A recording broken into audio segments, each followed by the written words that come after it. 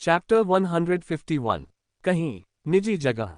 शर्मिंदगी के कारण चाहे इनकी अभिव्यक्ति लाल रंग में रंगने लगी क्योंकि उसने चारों ओर देखा कि वे कहाँ थे।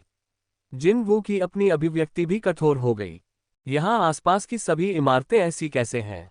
दरअसल वे अब एक ऐसे स्थान पर थे जहाँ उनके चारों ओर सब कुछ युवा लोगों के एक जोड़े के लिए आसानी से चलने के लिए अनुपयुक्त था। इससे पहले कि यह अजीब स्थिति और भी खराब हो, जिन वू तुरंत एक समाधान लेकर आया। तुम्हें वैसे भी अपनी कार लेनी है, तो हम अपने गिल्ड कार्यालय वापस क्यों नहीं जाते? हाँ, उसने संक्षेप में सोचा कि लाल चेहरे के साथ उसका इस तरह सिर हिलाना देखने में बहुत मनमोहक था। लेकिन फिर भी वह तेजी से ऑफिस की तरफ घूम गया। जिन वू ने उस रास्ते को फिर से अपनाना शुरू कर दिया जो उसने और चाहे इन ने अपनाया था, और उन्हें इस तथ्य की याद दिलाई गई कि वह वास्तव में उनकी तरह एक रैंक एस हंटर थी। वाह, हम सचमुच बहुत दूर तक दौड़े। हालांकि ऐसा लगा जैसे यह उनके लिए केवल एक संक्षिप्त क्षण था। उसे अपने कार्यालय वापस जाने के लिए नियमित रूप से 10 मिनट की पैदल यात्रा की आवश्यकता थी। गिल्ड कार्यालय तीसरी मंजिल पर स्थित था। जिन वू ने अपना अंगूठा इलेक्ट्रॉनिक लॉक पर रखा और उन्हें अंदर जाने की अनुमति देने के लिए दरवाजा खुल गया। वह सीधे सम्मेलन कक्ष में जाने वाला था, लेकिन फिर उसे अपनी यात्रा के दौरान रुकना पड़ा और अपने पीछे नजर डालनी पड़ी, चाहे इन अभी भी दरवाजे के पास खड़ी थी। जिन वू ने उसकी ओर घूरकर पूछा, क्या तुम अंदर नहीं आ रही हो? जिसने उसे इसके बजाय उससे वापस पूछने के लिए प्रेरित किया, क्या अंदर बहुत अंधेरा नहीं है? तभी जिन वू को एहसास हुआ कि कार्यालय का इंटीरियर बिल्कुल काला था। उसकी दृष्टि अंधेरे के नियमित स्तर से बाधित नहीं होती थी, इसलिए इस तरह की चीजें कभी कभार घटित होती थीं। जहां तक हंटर चा की बात है, शायद वह अंधेरे में उतनी अच्छी नहीं थी जितना वह था। उसने स्विच घुमाया और अंदर का हिस्सा तेज रोशनी से जगमगा उठा। उसने रोशनी वाले अंदरूनी हिस्से पर नजर डाली और सावधानी से उससे फिर से पूछा। ऑफिस में कोई नहीं है। उपाध्यक्ष गेट के स्थान पर पीछे रहना चाहता था। आप देखिए, क्या इस गुट में केवल 2 लोग हो सकते हैं? चाहे इन ने अपने शब्द वहीं रोक दिए, और जब उसने जिनवू और उसकी अभिव्यक्ति को देखा तो उसने तुरंत अपना सिर हिलाया। तो इसमें समस्या क्या है? नहीं, ये कुछ भी नहीं है। चाहे इनको बहुत जल्दी यह समझ आ रही थी कि दुनिया का सामान्य ज्ञान उसकी आंखों के सामने मौजूद आदमी पर लागू नहीं होता। गिल्ड कार्यालय में ले जाते हुए उसके कदम अचानक रुक गए। क्या इसका मतलब यह नहीं है कि इस गिल्ड बिल्डिंग के अंदर केवल मैं और मिस्टर सियोंग जिनवू है? चाहे इनकी आंखों में तुरंत तनाव की रोशनी भर गई। साथ ही उसे यह भी एहसास हुआ कि उसे भी ये तनाव महसूस हुए काफी समय हो गया है। हो सकता है जागृति बनने के बाद यह मेरा पहला अवसर हो। इस दुनिया में कितने पुरुष हैं जो उसे ये तनाव महसूस कराने में सक्षम थे, खासतौर पर तब जब उसे रैंक वाले एस हंटर्स में सबसे ऊंचे स्तर के खिलाड़ियों में से एक माना गया था। किसी कारण से कहीं निजी शब्द उसके दिमाग में बार बार दोहराए जाते थे, और इस वजह से वह खुद के प्रति और भी अधिक सचेत हो गई थी। उसका दिल तेजी से धड़कने लगा था। फिर वह खिलखिलाने लगी, अचानक ये सोचकर कि वह अब एक रैंक एस हंटर की तरह नहीं, बल्कि एक सामान्य लड़की की तरह व्यवहार कर रही है। जिन वू ने चाहे इनकी ओर देखा और अपनी हंसी को दबाने की बहुत कोशिश की और अपना सिर झुका लिया। क्या एक गिल्ड में केवल 2 कर्मचारी होना इतना हास्यास्पद है? लेकिन फिर भी वह दक्षिण कोरिया में शीर्ष गिल्ड का हिस्सा थी, इसलिए उसके दृष्टिकोण से ये व्यवस्था पूरी तरह से अकल्पनीय रही होगी। इसलिए जिन वू ने उस पर ध्यान देना बंद कर दिया और कॉन्फ्रेंस स्वीट में प्रवेश किया। उसने उसे पास बिठाया और सामने वाली कुर्सी पर बैठ गया। उन्होंने बातचीत तभी शुरू की जब कॉन्फ्रेंस स्वीट की हवा उन दोनों को कुछ अधिक परिचित लगी। कृपया मुझे बताओ, क्या हुआ? बस वे सरल शब्द स्वीट के अंदर के माहौल को पूरी तरह से बदलने के लिए पर्याप्त थे। हंटर मिन ब्यून वू के लिए ये कैसे संभव है कि वह आपके लिए मेरे लिए संदेश छोड़ जाए? जिन वू की अभिव्यक्ति गंभीर थी। वह उसे इतनी अच्छी तरह से नहीं जानता था, लेकिन फिर भी उसे यह आभास हो गया कि वह उन लोगों में से नहीं है जो केवल कुछ ध्यान आकर्षित करने के लिए आधारहीन झूठ बोलना शुरू कर दें। यही कारण है कि वह अब और अधिक गंभीर हो गया। या तो उसे अपनी नींद की यादों को याद करने के लिए कुछ समय चाहिए था, या वह नहीं जानती थी कि अपनी कहानी कहाँ से शुरू करे, क्योंकि उसे होंठ खोलने के लिए तैयार होने से पहले थोड़ा समय चाहिए था।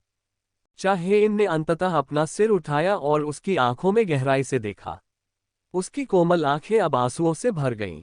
जब जिन वू ने उसकी अभिव्यक्ति देखी तो उसने सोचा कि वह कमोबेश बता सकता है कि वह अपनी कहानी कहाँ से शुरू करेगी।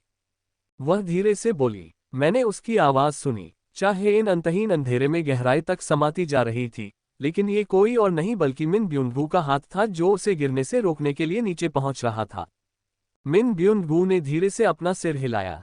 चाहे इनको कई बार पुष्टि करनी पड़ी कि यह वही है, क्योंकि वह वर्तमान में अपरिचित काले कवच में सजा हुआ था। यदि उसका खुला चेहरा न होता तो उसे कभी पता नहीं चलता कि यह वही है। चाहे इन ने असमंजस में उससे पूछा, हम कहाँ हैं? मैं खुद नहीं जानता, लेकिन इतना जानता हूं कि अगर मैंने तुम्हारा थामा हुआ हाथ छोड़ दिया तो क्या होगा। चाहे इन अपने नीचे देखने ही वाली थी, लेकिन मिन ब्युनगू ने जल्दी से उसे रोक दिया। चाहे इन चौंक गई और उसने जल्दी से उसकी ओर देखा। मिन ब्युनगू ने अपने चेहरे पर उदास भाव दिखाते हुए उसे समझाया, यदि आप वहां नीचे देखेंगी तो आप दोबारा ऊपर नहीं आ पाएंगी। जैसे ही उसने ये शब्द कहे, उसे एक खास भावना पढ़ने को मिली जो लगभग उसकी आंखों के भीतर किसी प्रकार की लालसा की तरह महसूस हुई। नहीं, ऐसा नहीं हो सकता। वह बेहोश होने से कुछ सेकंड पहले के दृश्य को याद करने लगी। जेजू द्वीप पर छापा, चींटी रानी, और फिर वास्तव में भयानक उत्परिवर्तित चींटी राक्षस की अचानक उपस्थिति। उसने महसूस किया कि कोई डरावनी चीज उसकी ओर आ रही है, और फिर अंधेरा उसके ऊपर छा गया। क्या मैं मर गई हूं? मिन ब्युनगू ने अपना सिर हिलाया। अभी तक कोई नहीं, लेकिन फिर आपके बारे में क्या, मिन ब्युनगू हंटर महोदय? उसने कोई उत्तर नहीं दिया। इसके बजाय मिन ब्युनगू ने अपना प्रश्न वहीं रोक दिया। हमारे पास ज्यादा समय नहीं बचा है, इसलिए मुझे मुद्दे पर आने की अनुमति दीजिए। यह संभवतः उसका एकमात्र मौका था। यदि वह चूक गया तो वह इस संदेश को कभी नहीं पहुंचा पाएगा।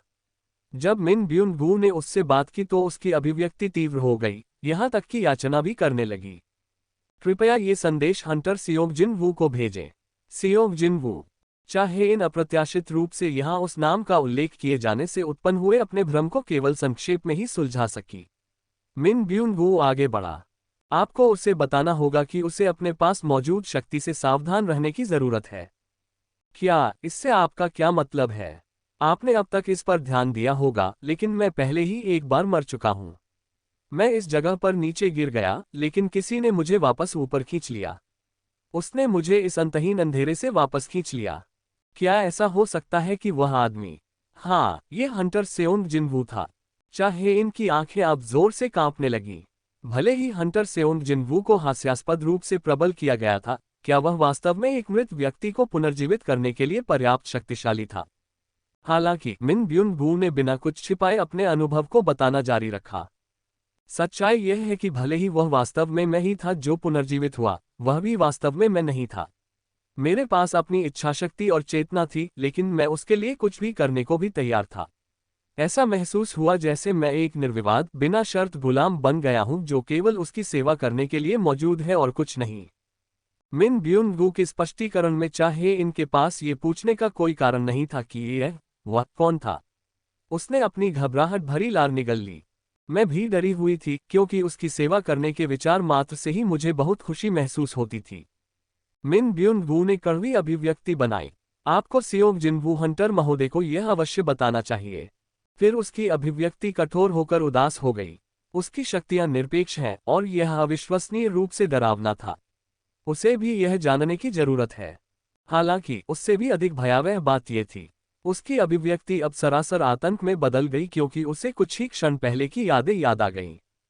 हंटर सियोंग की कमान के माध्यम से नया शैडो सोल्जर बनने के बाद जैसे ही वह जमीन से खड़ा हुआ, उसे जिनवू के पीछे खड़े अनगिनत काले बख्तरबंद सैनिकों के स्वागत योग्य जयकार देखने को मिले।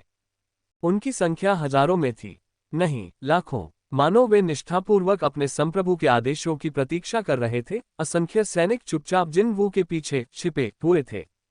और जब मिन ब्युनगू की नजर उनके सामने खड़े उनके जनरल की आंखों से मिली, तो उन्होंने अपनी सारी सुध बुध खो दी और इसके बजाय चाहे इनके लेटे हुए शरीर ने अपने दृश्य को भर दिया। तब तक उसे पहले से ही पता था कि उसे क्या करने की जरूरत है। इतना ही नहीं, वह ये भी समझ गया कि उसे बचाने के अलावा उसे कुछ और भी करना था। और इससे हंटर सेओंग जिनवू को पता चल जाएगा कि उसके भीतर सोई हुई शक्ति कितनी भयानक है। उस संक्षिप्त क्षण में जब उसका मन जिनवू से जुड़ा था, मिन ब्युनगू को उस शक्ति की असली पहचान देखने को मिली। साथ ही साथ उसकी असली सेना की सीमा भी। उसने महसूस किया कि उसका समय तेजी से खत्म हो रहा है और वह उस पर चिल्लाया, तुम्हें हर हाल में याद रखना चाहिए, हंटर सियोंग की असली सेना है। यह तब था ऊपर कहीं से एक चकाचौंध करने वाली रोशनी आई और चाहे इनको ढक लिया। मिन ब्यून गू की अभिव्यक्ति कठोर हो गई। उसकी असली सेना है। दुर्भाग्य से उसकी आवाज खाली गूंज में दब गई और वह धीमी धीमी टिमटिमाती रही, अंततः नीचे शून्य में गहराई तक डूब गई। जहां तक चाहे इनको याद है वह यही था। उसकी यादें एक धुंधले सपने की तरह धुंधली और अस्पष्ट हो गई थीं, लेकिन वे किसी तरह बहुत समय पहले उसके पास लौटने में कामयाब रहीं। उसकी कहानी सुनने के बाद जिन वू की अभिव्यक्ति स्पष्ट रूप से भारी थी। मरने से कुछ सेकंड पहले उसकी चेतना हंटर मिन ब्यून गू से मिली, जो वास्तव में मर गया और एक छाया सैनिक बन गया। ये वास्तव में विश्वास करना कठिन कहानी थी। क्या यह संभव था कि उसके अवचेतन मन ने आसपास से उठाए गए सामान से एक झूठी स्मृति बनाए, ऐसा इसलिए क्योंकि मौत के आसन्न खतरे का सामना करने के बाद उसे भारी मानसिक आघात लगा था। जिन वू ने यह मुद्दा उसके सामने उठाया और उसने निम्नलिखित शब्दों में उत्तर दिया। हाँ, मैंने भी सोचा कि यह एक संभावना हो सकती है। चाहे इन ऐसी संभावना पर विचार क्यों नहीं करेगी। यही कारण है कि वह पिछले कुछ दिनों से खुद को एक गहरी दुविधा में पा रही थी, इससे पहले कि वह अंततः उसे संदेश के बारे में बताने के लिए पर्याप्त साहस जुटा पाती। जिन वू ने समझ में अपना सिर हिलाया। फिर उसने अपना फोन उसकी ओर बढ़ा दिया। मैं तुम्हें अपना नंबर दे दूं। यदि आपको कुछ और याद आए तो कृपया क्या आप मुझे तुरंत कॉल कर सकती हैं। चाहे इन ने सिर हिलाया। हाँ, अगर मैं ऐसा करूंगी तो मैं तुरंत आपसे संपर्क करूंगी। ऐसा लग रहा था कि उसका रंग अब थोड़ा सा निखर गया है। जापान ने तुरंत अंतर्राष्ट्रीय समुदाय को मदद के लिए अनुरोध भेजा। चूंकि वे एस रैंक वाले अपने आधे से अधिक लड़ाकू बल को खो चुके थे, इस कुछ हद तक त्वरित निर्णय में अपरिहार्यता का आभास था। दुर्भाग्य से कम कहें तो अंतर्राष्ट्रीय समुदाय का रवैया उदासीन था। जापान ने जानबूझकर पड़ोसी देश कोरिया में विकसित हो रही खतरनाक स्थिति को नजरअंदाज कर दिया। लेकिन फिर आग की लपटें उनके पैरों तक पहुंचने के बाद ही जापानी आग बुझाने में जुट गए। अंतर्राष्ट्रीय समुदाय इसे नहीं भूला था। संयुक्त राज्य अमेरिका, जो पहले से ही अपने रैंक एस हंटर्स को कभी भी विदेशों में काम करने की अनुमति नहीं देता था, के साथ साथ एशिया के सबसे शक्तिशाली हंटर राष्ट्र चीन द्वारा उन्हें उनके हाल पर छोड़ दिए जाने के बाद जापानी चकित और खो गए थे। संयुक्त राज्य अमेरिका ने जापान को त्याग दिया। क्या चीन कुछ नहीं करेगा और जापान का विनाश होने देगा? टोक्यो गेट अपनी उपस्थिति के 2 दिन बाद। शेष समय है। कोरिया क्या करना चाहेगा? विश्व का ध्यान जापान पर केंद्रित होने लगा। हर दिन सनसनीखेज लेख प्रकाशित हो रहे थे। ठीक इसी समय एक अकेले शिकारी ने निराशा और आतंक से व्याकुल होकर जापानी जनता की ओर मुक्ति का हाथ बढ़ाया। उसका नाम यूरी ओर्लोव था, जो रूसी राष्ट्रीयता का रैंक एस हंटर था। जापानी सरकार के साथ शर्तों पर बातचीत करने के लिए उसने संबंधित प्रतिनिधियों को अपने स्थान पर आमंत्रित किया। जापानी हंटर एसोसिएशन के अध्यक्ष मात्सुमोतो शिगियो को पहला मौका मिलते ही वह उसे रूसी संघ ले जाने वाले विमान में सवार हो गया। यूरी ओर्लोव ने हवाई अड्डे पर जापानी प्रतिनिधियों का स्वागत करने की भी जहमत नहीं उठाई और इसके बजाय उसे अपने महल जैसी हवेली के लिविंग रूम में प्राप्त किया। मेरा नाम मात्सुमोतो शिगियो है, एक मध्यम आयु वर्ग के सुनहरे कोकेशियान व्यक्ति ने अहंकारपूर्वक जवाब दिया। मैं यूरी ओर्लोव हूँ। आपको शायद अब तक ये पता होना चाहिए, लेकिन मुझे दुनिया में सबसे अच्छा सपोर्ट टाइप हंटर कहा जाता है। उस संक्षिप्त परिचय के बाद दोनों व्यक्ति विपरीत दिशा में बैठ गए। यूरी ओर्लोव ने इस बैठक से पहले टोक्यो गेट से संबंधित सभी डेटा मांगे थे। उन फाइलों पर हाथ पड़ने के बाद वह इत्मीनान से उन्हें ब्राउज करने लगा। और ऐसे ही कितना समय बीत गया। लागत की गणना करते समय वह अपना सिर हिलाता रहा और अंततः उसने अपनी कीमत बताने के लिए अपना मुंह खोला। प्रतिदिन 10 मिलियन अमेरिकी डॉलर।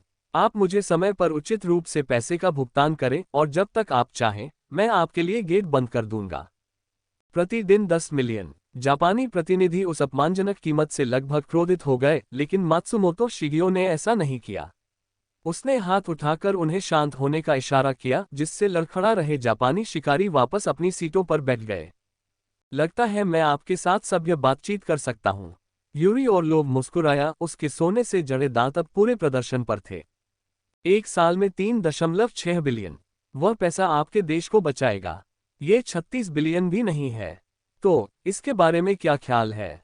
क्या आप प्रतिदिन 10 मिलियन से अपने देश को बचाएंगे या आप अपने देश को छोड़ देंगे क्योंकि आपको लगता है कि यह पैसे की बर्बादी है? आधिकारिक तौर पर जीवित सबसे अमीर आदमी की संपत्ति 100 बिलियन अमेरिकी डॉलर से कुछ अधिक मानी गई थी। तो 3.6 बिलियन प्रति वर्ष निश्चित रूप से कल्पना के किसी भी स्तर से छोटी राशि नहीं थी। लेकिन जापान देश की तुलना में ये वास्तव में एक नगण्य राशि है। मात्सुमोतो शिगियो ने निर्णय ले लिया था और अपना मुंह खोल दिया था। हम आपको वह राशि देने को तैयार हैं। बहुत अच्छा, तो फिर आइए अभी अनुबंध पर हस्ताक्षर करें और मेरा हस्ताक्षर शुल्क। लेकिन इससे पहले कि हम ऐसा करें, यूरी ओर्लोव अपने मातहतों को अनुबंध साथ लाने का आदेश देने में व्यस्त था, लेकिन वह रुक गया और मात्सुमोतो शिगियो पर एक लंबी कड़ी नजर डाली। यद्यपि मात्सुमोतो शिगियो उस स्पष्ट आलोचनात्मक दृष्टि का शिकार हो रहा था, फिर भी वह आगे बढ़ता रहा। कृपया, क्या आप कम से कम एक बार हमें अपनी क्षमताएं दिखा सकते हैं? यूरी ओर्लोव ने दुभाषिया से अनुवाद सुना और तुरंत हंसने लगा। वह तब तक हंसता रहा जब तक उसकी आंखों से आंसू नहीं निकल आए। आखिरकार उसने बोलने के लिए खुद को तैयार कर लिया। तुम्हें लगता है कि तुम यहाँ चयन करने की स्थिति में हो, जब मेरे जूते चाटना और घुटनों के बल बैठकर विनती करना भी काफी नहीं होगा। ये तब था 2 जापानी रैनकेस हंटर्स को रूस की इस यात्रा के दौरान मात्सुमोतो शिगियो की सुरक्षा का काम सौंपा गया था। वे अब इस अपमान को सहन नहीं कर सके और अपनी सीटों से उठ खड़े हुए। रुको, तुम दोनों, मात्सुमोतो जल्दी से चिल्लाया, लेकिन तब तक बहुत देर हो चुकी थी। 2 रैनकेस शिकारियों की आंखें गुस्से से जल रही थीं और वे पीछे नहीं हट रहे थे। तथापि रैनकेस हंटर्स ने अपनी चाल चलने की कोशिश की, लेकिन जैसे कि वे अदृश्य दीवारों के पीछे फंस गए हों, अपनी जगह से 1 इंच भी हिल नहीं सके। वे कांच की बोतल के अंदर फंसे चूहों की तरह थे, जो केवल एक दूसरे पर हैरान नजरें डाल पा रहे थे। यूरी ओर्लोव ने दोनों व्यक्तियों की ओर देखते हुए फिर से चिल्लाया, यदि आप कर सकते हैं तो अपने आप को मुक्त कर लें, ठीक है? लेकिन तब तुम मेरी अनुमति के बिना एक भी पैर नहीं हिला पाओगे। यूरी ओर्लोव अवरोध खड़ा करने में मास्टर था। न केवल 2 फंसे हुए रैनकेस हंटर्स, बल्कि मात्सुमोतो शिगियो भी इस घटनाक्रम से अपना झटका नहीं छिपा सका। जब यूरी ओर्लोव ने फिर से अपना प्रस्ताव रखा तो उसके होठों के कोने ऊपर उठे। प्रतिदिन 10 मिलियन की कीमत पर मैं तुम्हारे लिए गेट बंद कर दूंगा, साथ ही मैं ऊपर से इन 2 मूर्खों की जान भी ले लूंगा। तो इसके बारे में क्या ख्याल है? क्या यह अब आपको संतुष्ट करने के लिए पर्याप्त नहीं है? उसके दांत लिविंग रूम की रोशनी को प्रतिबिंबित करते थे और सोने से चमकते थे। उसने बस अपने प्रतिबंधों की शक्ति का प्रदर्शन किया था, जो 2 रैनकेस हंटर्स को बांध सकता था, जैसे कि वे कुछ भी ज्यादा नहीं थे। क्या इस आदमी पर भरोसा करना इस समय हमारे पास सबसे अच्छा विकल्प है? मात्सुमोतो शिगियो का सिर धीरे धीरे ऊपर नीचे हो गया। क्या मैं थोड़ी देर के लिए फोन का उपयोग कर सकता हूं? लेकिन निश्चित रूप से। और अगले दिन यूरी ओर्लोव का नाम दुनिया भर के समाचार प्रसारणों में भर गया। चैप्टर 152। घर पहुंचने के बाद जिनवू ने जो पहला काम किया वह था अपनी स्टेटस विंडो सामने लाना। स्टेट विंडो, वह जो देखना चाहता था वह उसके कौशल पर नई अद्यतन जानकारी थी। उसकी निगाहें उसके वर्तमान स्तर, उसकी कक्षा और शीर्षक से आगे बढ़ीं और अंततः कौशल विंडो पर पहुंची। कौशल, निष्क्रिय कौशल, अज्ञात लव, मैक्स। शारीरिक लव 1, शॉर्टस्वॉर्ड के मास्टर लव, मैक्स। सक्रिय कौशल, क्विकसिल्वर लव, मैक्स। डराना LV2, हिंसक slash love, max. Dagger rush love, max. Stealth love 2, ruler reach love, max. Skill window में प्रदर्शित उनके लगभग सभी प्रचुर कौशल अपने स्तर की सीमा तक पहुंच गए थे और अपने अंतिम रूपों में विकसित हो गए थे या एक में विकसित होने वाले थे। किसी कौशल के लिए लेवल कैप 3 थी, और जब कोई कौशल लेवल कैप तक पहुंचता था तो संख्या मैक्स में बदल जाती थी और उससे आगे बढ़ना बंद हो जाती थी। हालांकि यदि वह कौशल के साथ अपनी दक्षता बढ़ाना जारी रखता है तो वे अंततः अपने अंतिम संस्करणों में विकसित होंगे। कौशल के विकास से पहले और उसके बाद उसकी प्रभावशीलता के बीच का अंतर काफी बड़ा था। डैश कौशल क्विकसिल्वर में विकसित हुआ था। वाइटल पॉइंट टारगेटिंग कौशल हिंसक स्लैश में विकसित हुआ था। और डैगर थ्रो डैगर रश में बदल गया था। यहां तक कि खंजर और शॉर्टस्वॉर्ड को संभालने में सहायता करने वाला निष्क्रिय कौशल हाई ग्रेड डैगर तकनीक मास्टर ऑफ शॉर्टस्वॉर्ड में विकसित हुआ था। उस अंतिम विकास का परिणाम कुछ इस प्रकार था।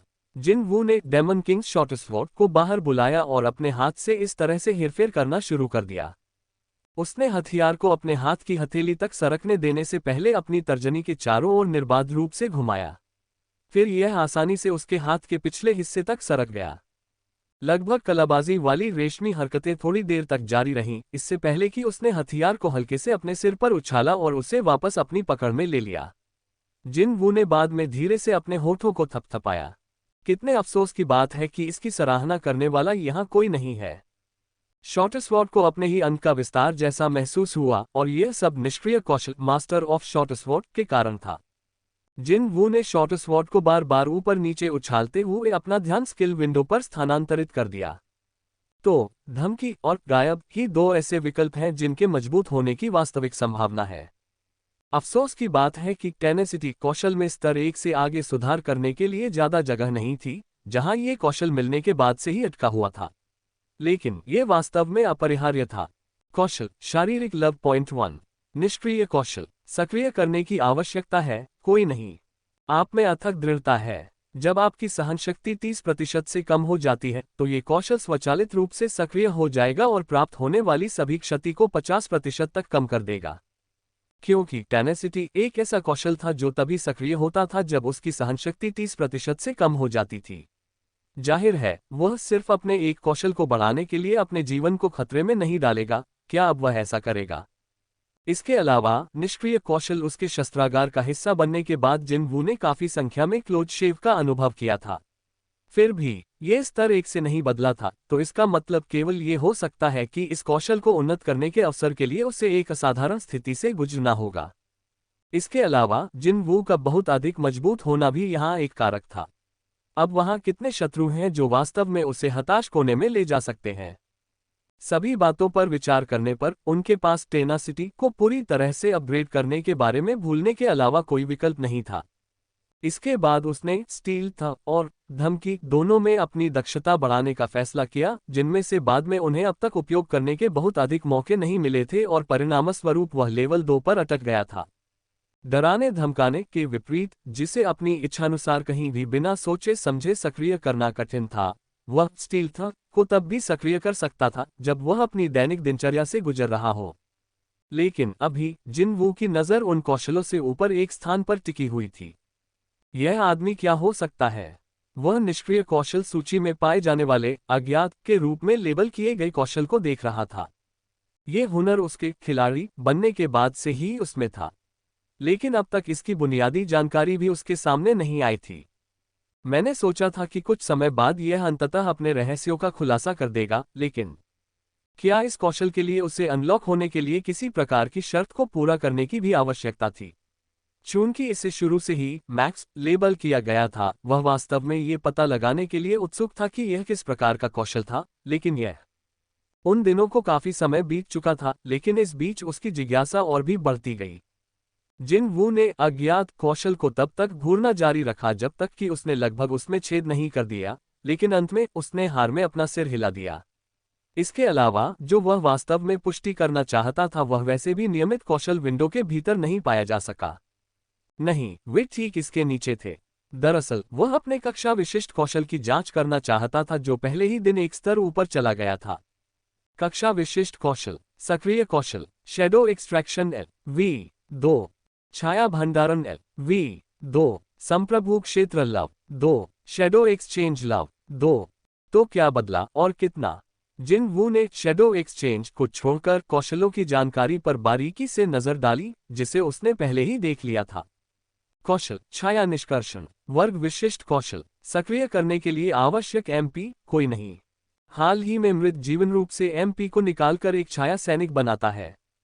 लक्ष्य के मूल स्टेट मानों के साथ साथ उसकी मृत्यु के बाद की समयावधि के आधार पर निष्कर्षण विफलता की संभावना अधिक बढ़ जाएगी। निकाली जा सकने वाली छायाओं की संख्या 590/1300। स्तर 2 प्रभाव बूस्ट निकाली गई छाया के आंकड़ों को बढ़ाने की संभावनाएं बढ़ाता है। शायद इतनी कठिन लेवलिंग प्रक्रिया के लिए एक पुरस्कार के रूप में उसके द्वारा निकाली जा सकने वाली छायाओं की संख्या एक चौंकाने वाली हद तक बढ़ गई थी। छायाओं की अधिकतम संख्या अब 1300 है। जब तक उसका परिवेश शैडो एक्सट्रैक्शन के लक्ष्यों से भरा रहेगा, वह अपने सहयोगियों की संख्या को वर्तमान आकार से 2 गुना तक बढ़ाने में सक्षम होगा। इतना ही नहीं, विचार करने के लिए विशेष अतिरिक्त प्रभाव भी था, जिसने निकाली गई छायाओं के उच्च स्तर पर शुरू होने की संभावना बढ़ा दी। तो ये वही था। बॉस स्तर के नागा जिमा के स्तर 13 से शुरू होने का कारण संभवतः इसी बूस्ट प्रभाव के कारण था। ये बिल्कुल भी संयोग नहीं था। अगर बेरू को शैडो सोल्जर बनाने से पहले मेरे पास ये बूस्ट इफेक्ट होता तो क्या होता। निस्संदेह उसके हाथ एक और भी भयानक राक्षस लग गया होता। और बुद्धिमान बूढ़े कहते हैं कि एक आदमी के लालच की कोई सीमा नहीं होती। जिनवू धीरे से मुस्कुराया और एक एक करके अपने अन्य वर्ग विशिष्ट कौशल के विवरण की पुष्टि की। अन्य 2 कौशलों में भी बहुत अधिक वृद्धि हुई थी और उनमें से प्रत्येक में एक नया, पहले कभी न देखा गया प्रभाव भी जोड़ा गया था। जब जिनवू ने अपने उन्नत कौशल, शैडो स्टोरेज और संप्रभु क्षेत्र की व्याख्याएं पढ़ी तो उनके होठों पर एक विस्तृत मुस्कान आ गई। ये भी खूब रही। चेहरे पर संतुष्ट मुस्कान के साथ उसने स्किल विंडो बंद कर दी। इसमें कोई संदेह नहीं था कि हाल ही में उसकी वृद्धि धीमी हो गई थी। फिर भी वह आगे बढ़ने में कामयाब रहा और जब उसने इस तथ्य के बारे में सोचा कि उसके बढ़ने के लिए अभी भी अधिक जगह है, तो उसका दिल और भी जोर से धड़कने लगा। वह और भी ऊंचे चढ़ना चाहता था। मुझे नहीं पता कि शिखर कहाँ है, लेकिन हर बार जब वह अपने लक्ष्य तक पहुंचने और उससे आगे निकलने में कामयाब होता था, तो उसका दिल इस अवर्णनीय खुशी, एक शक्तिशाली आनंद से भर जाता था। जिनवू ने शॉर्ट स्वॉर्ड को इन्वेंटरी में वापस लौटा दिया और चुपचाप अपना हाथ अपनी छाती पर रख लिया। उसका दिल लगातार धड़कने के साथ साथ सुखद आवाजें निकाल रहा था। तभी उसे अचानक कुछ और बात याद आई जो दिन में घटी थी। उसने कहा कि यह एक डरावनी शक्ति थी। उसे कुछ घंटे पहले चाहे इनसे सुनी कहानी याद आ गई। मिन ब्यून वू ने उसके लिए एक चेतावनी छोड़ी। उसने कहा कि जिनवू के पास एक डरावनी शक्ति थी और उसे इसके बारे में सतर्क रहने की जरूरत थी। क्या वह सिस्टम के बारे में बात कर रहा था?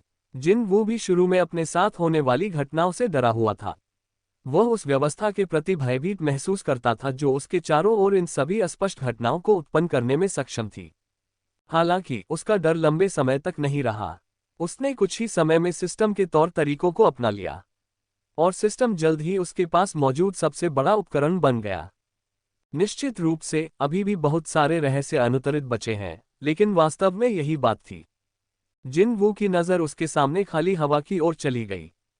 आप क्या हैं? बेशक बदले में उसे कोई जवाब नहीं मिला। मेरा मतलब है, क्या मुझे ये बताना ठीक नहीं है कि पहले से ही क्या चल रहा है? वह चुपचाप खाली हवा में देखता रहा जैसे कि वह उत्तर आने की उम्मीद कर रहा था, लेकिन स्पष्ट रूप से कुछ भी नहीं आया। जिनवू ने काली चाबी निकालने के लिए अपना भंडारण खोला। आइटम करुतेनोन मंदिर की कुंजी। शेष समय 249:25:07। यहाँ यह था सिस्टम द्वारा भेजा गया निमंत्रण। 1 सप्ताह का समय पहले ही बीत चुका था और केवल लगभग 250 घंटे ही बचे थे। उस स्थान पर मुझे किस प्रकार के उत्तर मिलेंगे? उसका आधा हिस्सा उम्मीदों से भरा हुआ था और दूसरा आधा गहरी जिज्ञासा।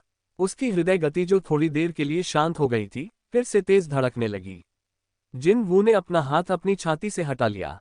बचे हुए समय में वह सब कुछ करने का उसका विचार बिल्कुल नहीं बदला था।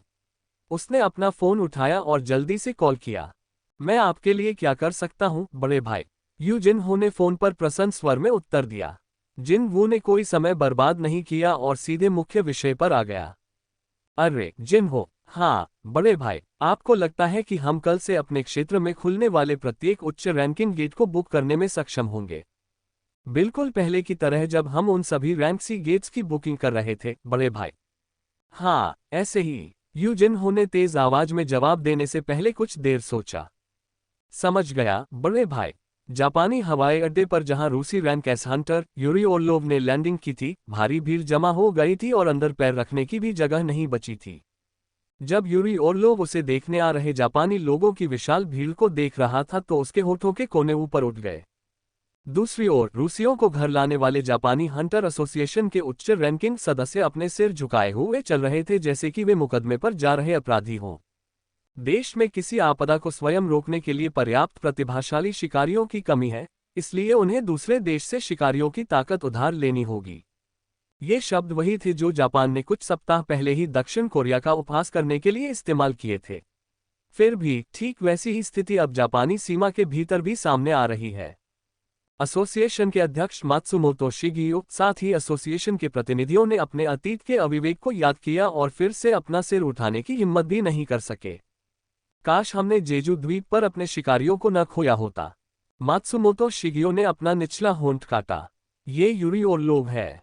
दुनिया के कोने कोने से आए पत्रकारों ने यूरी ओरलोव की विजयी छवि देखी और पागलों की तरह अपने कैमरों से तस्वीरें खींचना शुरू कर दिया। रूसी शिकारी उनके सामने खड़ा हो गया और उसने बड़ी बड़ी मुस्कुराहट दिखाई, मानो गर्व से अपने सोने के दांतों का विज्ञापन कर रहा हो। उसकी प्रवेश प्रक्रिया का तुरंत ध्यान रखा गया। जापानी सरकार से यूरी ओरलोव को पहला अनुरोध देश के नागरिकों के डर को शांत करने के लिए मिला था, और वह अनुरोध को आसानी से पूरा करने के लिए सहमत हो गया। उसका उपनाम उद्धारकर्ता था। यह उपनाम इसलिए आया क्योंकि उसने अब तक कालकोठरी तोड़ने के चरण में प्रवेश करने के कगार पर अनगिनत गेटों को अवरुद्ध कर दिया था। जहां तक खुद यूरी ओरलोव का सवाल है, वह निश्चित रूप से इस उपनाम से पीछे नहीं हटा, जिसमें उन्हें दुनिया की सारी दौलत और प्रसिद्धि दिलाने की क्षमता थी। क्या आप तैयार हैं, मिस्टर यूरी ओरलोव? बिल्कुल।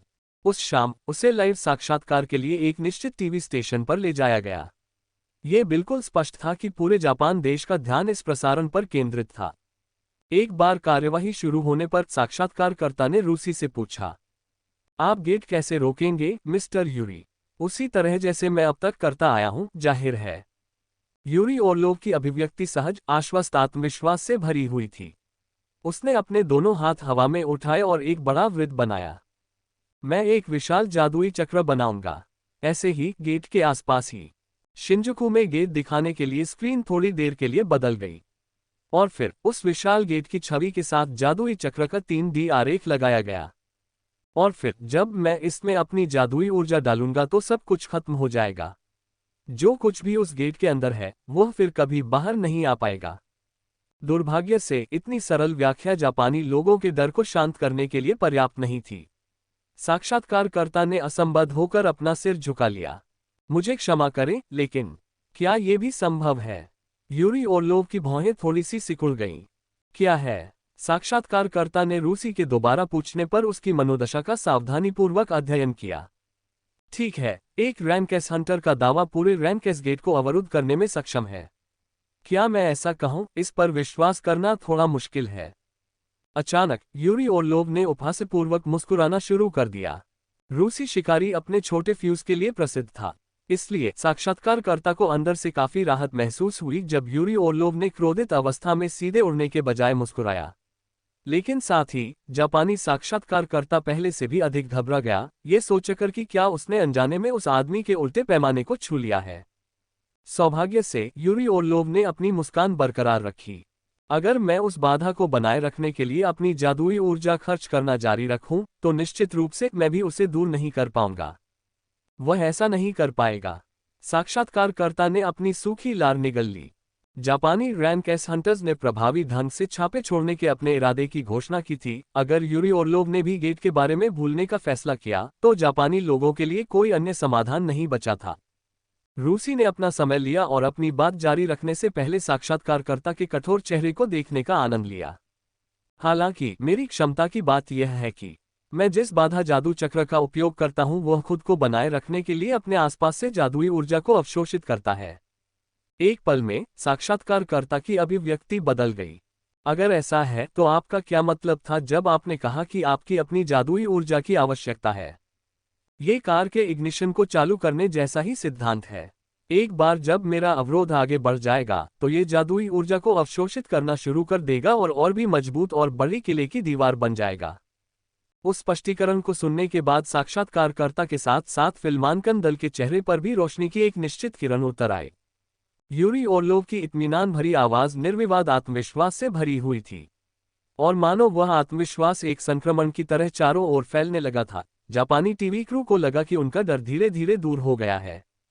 उसके स्पष्टीकरण के अनुसार जब परिवेश में भारी मात्रा में जादुई ऊर्जा मौजूद होगी तो क्या उसका अवरोध और अधिक कठोर और मजबूत नहीं हो जाएगा? इस साधारण तथ्य का उल्लेख करने की भी आवश्यकता नहीं थी कि रैनकेस गेट द्वारा उत्सर्जित जादुई ऊर्जा बिल्कुल विशाल थी। तो क्या होगा जब ऐसा अवरोध उस परिमाण के गेट के चारों ओर लपेट जाएगा? ये सब अपनी ही शक्ति से बंध जाएगा, बस यही है। किसी को ऐसी स्थिति कहाँ मिलेगी जो किसी के खुद के बनाए जाल में फंसने के विचार से बेहतर मेल खाती हो? इस दर पर उस अवरोध की कठोरता मानव जाति के दर्ज इतिहास में सबसे बड़ी हो जाएगी। यूरी ओरलोव ने कैमरे की ओर इशारा किया। वह शायद अपनी उंगली से घर में दर्शकों की अनिर्दिष्ट संख्या की ओर इशारा कर रहा था। जैसे ही वह चिल्लाया, उसकी गर्दन में मोटी मोटी नसें उभर आईं।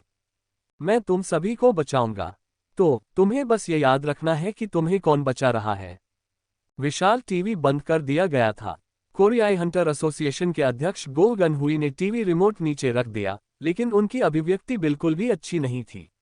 उनके बगल में खड़े वू जिन चेओल ने पूछा, आप क्या सोचते हैं सर? मैं निश्चित नहीं हो सकता। गो गनहुई सोफे पर झुक गए, उनकी अभिव्यक्ति अब चिंता से भरी थी। वह अपने जापानी समकक्ष से भिन्न थे, वह निश्चित रूप से कोई मामूली खलनायक नहीं थे जो अपने पड़ोसी देश के दुर्भाग्य का मजाक उड़ाए। हालांकि इसका मतलब यह नहीं था कि वह अपने देश को जो कठोर कीमत चुकानी पड़ सकती है, उसका सामना करते हुए उनकी मदद करने को तैयार थे। दोबारा अपना मुंह खोलने से पहले उन्होंने थोड़ी देर तक विचार विमर्श किया। मुझे नहीं पता कि यूरी ओरलोव उस रैंक एस गेट को रोकने में सफल हो गया नहीं, लेकिन एसोसिएशन के अध्यक्ष गो गनहुई की नजरें काफी तेज हो गईं। लेकिन अगर वह अपने काम में असफल हो गया तो क्या होगा, यह मुझे अच्छी तरह पता है। ये बहुत राहत की बात है सर। गो गनहुई ने आश्चर्यचकित चेहरे के साथ वू जिन चियोल की ओर देखा। तभी उसे एहसास हुआ कि उसके बॉस ने उसकी बातों को गलत समझा है। वू जिन चियोल ने जल्दी से अपने हाथ इधर उधर लहराए। मैं जापान की स्थिति की बात नहीं कर रहा था सर। लेकिन वू जिन चियोल अपना स्पष्टीकरण समाप्त करने से पहले 1 या 2 सेकंड के लिए रुका। जैसा कि जापानियों के साथ होता है, इसके विपरीत मुझे इस तथ्य से राहत मिली है कि हमारे पास एक हंटर है जिस पर हम पूरा भरोसा कर सकते हैं। मेरा यही मतलब था सर। गो गनहुई ने जोर से सिर हिलाया। उन्हें विशेष रूप से यह पूछने की भी कोई आवश्यकता नहीं थी कि वह हंटर कौन था। उस हंटर की उपस्थिति ने ही उसमें सुरक्षा की ऐसी भावना पैदा की। अरे वैसे तो आजकल सेओंग जिनवू हंटर महोदय के साथ यह कैसा चल रहा है? वू जिन चियोल ने बिना शब्द कहे मुद्रित दस्तावेज का एक टुकड़ा अपने बॉस की ओर बढ़ा दिया। इस पर उन सभी उच्च रैंकिंग गेटों के सूचीबद्ध स्थान मिल सकते हैं जो हाल ही में सियोल शहर और आसपास के ग्योगगी प्रांत के आसपास दिखाई दिए थे। आप मुझे यह अचानक क्यों दे रहे हैं सर? क्या आप देख सकते हैं कि कितने स्थानों पर लाल घेरा बनाया गया है? ऐसा लगता है कि यह सभी कालकोठरियों का लगभग आधा हिस्सा है। वू जिन चियोल ने तुरंत अपने माथे पर बह रहे ठंडे पसीने को पोंछा और उत्तर दिया, जिन गिल्ड सभी प्रमुख गेटों पर छापा मारने की अनुमति चाहता है सर। गो गनहुई की आंखें लगभग बाहर निकल आईं। वे सभी? जी श्रीमान, ये सही है। Chapter 153। Wu Jin चियोल A rank वाले हंटर्स में सर्वश्रेष्ठ में से एक था और उसे मॉनिटरिंग डिवीजन की मुख्य लड़ाकू शक्ति माना जा सकता है। गो गनहुई को छोड़कर एसोसिएशन के भीतर कोई भी नहीं था जो लड़ाई में उसके खिलाफ जीत सके। वह इतना मजबूत था।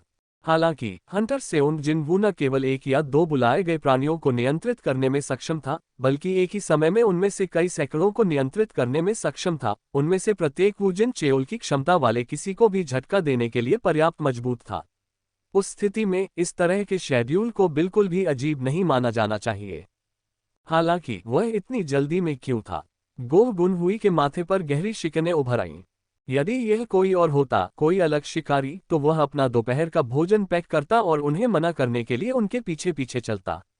वह उन्हें तब तक कोड़े मारने के लिए भी तैयार था जब तक कि वे अपना मन नहीं बदल लेते। लेकिन मैं हंटर सेओंग जिनवू को मामूली रैंक के और बी गेट्स के अंदर चोट लगने की बिल्कुल भी कल्पना नहीं कर सकता। यदि वह पहले से वू जिन चियोल का विवरण उधार लेता तो क्या इसके बजाय ये राक्षसों पर दया करना नहीं होता? गो गनहुई धीरे से मुस्कुराया और सिर हिलाया। अगर कोई गंभीर समस्या नहीं है तो कृपया जैसा वह चाहे वैसा करें। एसोसिएशन के अध्यक्ष के दृष्टिकोण से वह इस तथ्य के लिए आभारी थे कि एक हंटर अपने दम पर राक्षसों को वश में करने का नेतृत्व कर रहा था, विशेषकर तब जब वह व्यक्ति एक शक्तिशाली प्राणी था जो इस प्रक्रिया के दौरान घायल भी नहीं हुआ था। हालांकि वू जिन चियोल स्पष्ट रूप से सहमत नहीं था। सर, मेरा मानना है कि इससे समस्याएं पैदा हो सकती हैं। आपका मतलब है उसकी गतिविधि अन्य बड़े गिल्डों के अधिकार क्षेत्र के साथ ओवरलैप होगी, क्या ऐसा है? जी श्रीमान, सियोल कैपिटल एरिया के भीतर 3 प्रमुख गिल्ड सक्रिय थे, व्हाइट टाइगर, हंटर्स और रीपर्स। इन 3 गिल्डों ने उन उच्च रैंकिंग गेटों की देखभाल की जो उन जिलों के भीतर दिखाई देते थे जिनके वे प्रभारी थे। लेकिन अगर जिन अचानक बिना किसी सूचना के उनके बीच में आ जाता है और इस तरह तेजी से विस्तार करना शुरू कर देता है, तो तीनों गिल्ड स्पष्ट रूप से बहुत जल्दी नाखुश हो जाएंगे। यह मूल रूप से वही बात होगी जैसे पुराने कीलों को नए कीलों से उखाड़ा जाता है। वे एक संघर्ष में समाप्त हो सकते हैं। ये वू जिन चियोल की राय थी और गो गनहुई निश्चित रूप से इससे सहमत थे। फिर भी एसोसिएशन अध्यक्ष के होठों पर मुस्कान तैर गई। मुझे लगा कि राष्ट्रपति सियोग हंटर महोदय के पक्ष में थे। वू जिन चियोल ने पूछते हुए हैरानी भरी अभिव्यक्ति व्यक्त की। क्या आपके पास कोई अच्छा विचार आया, सर?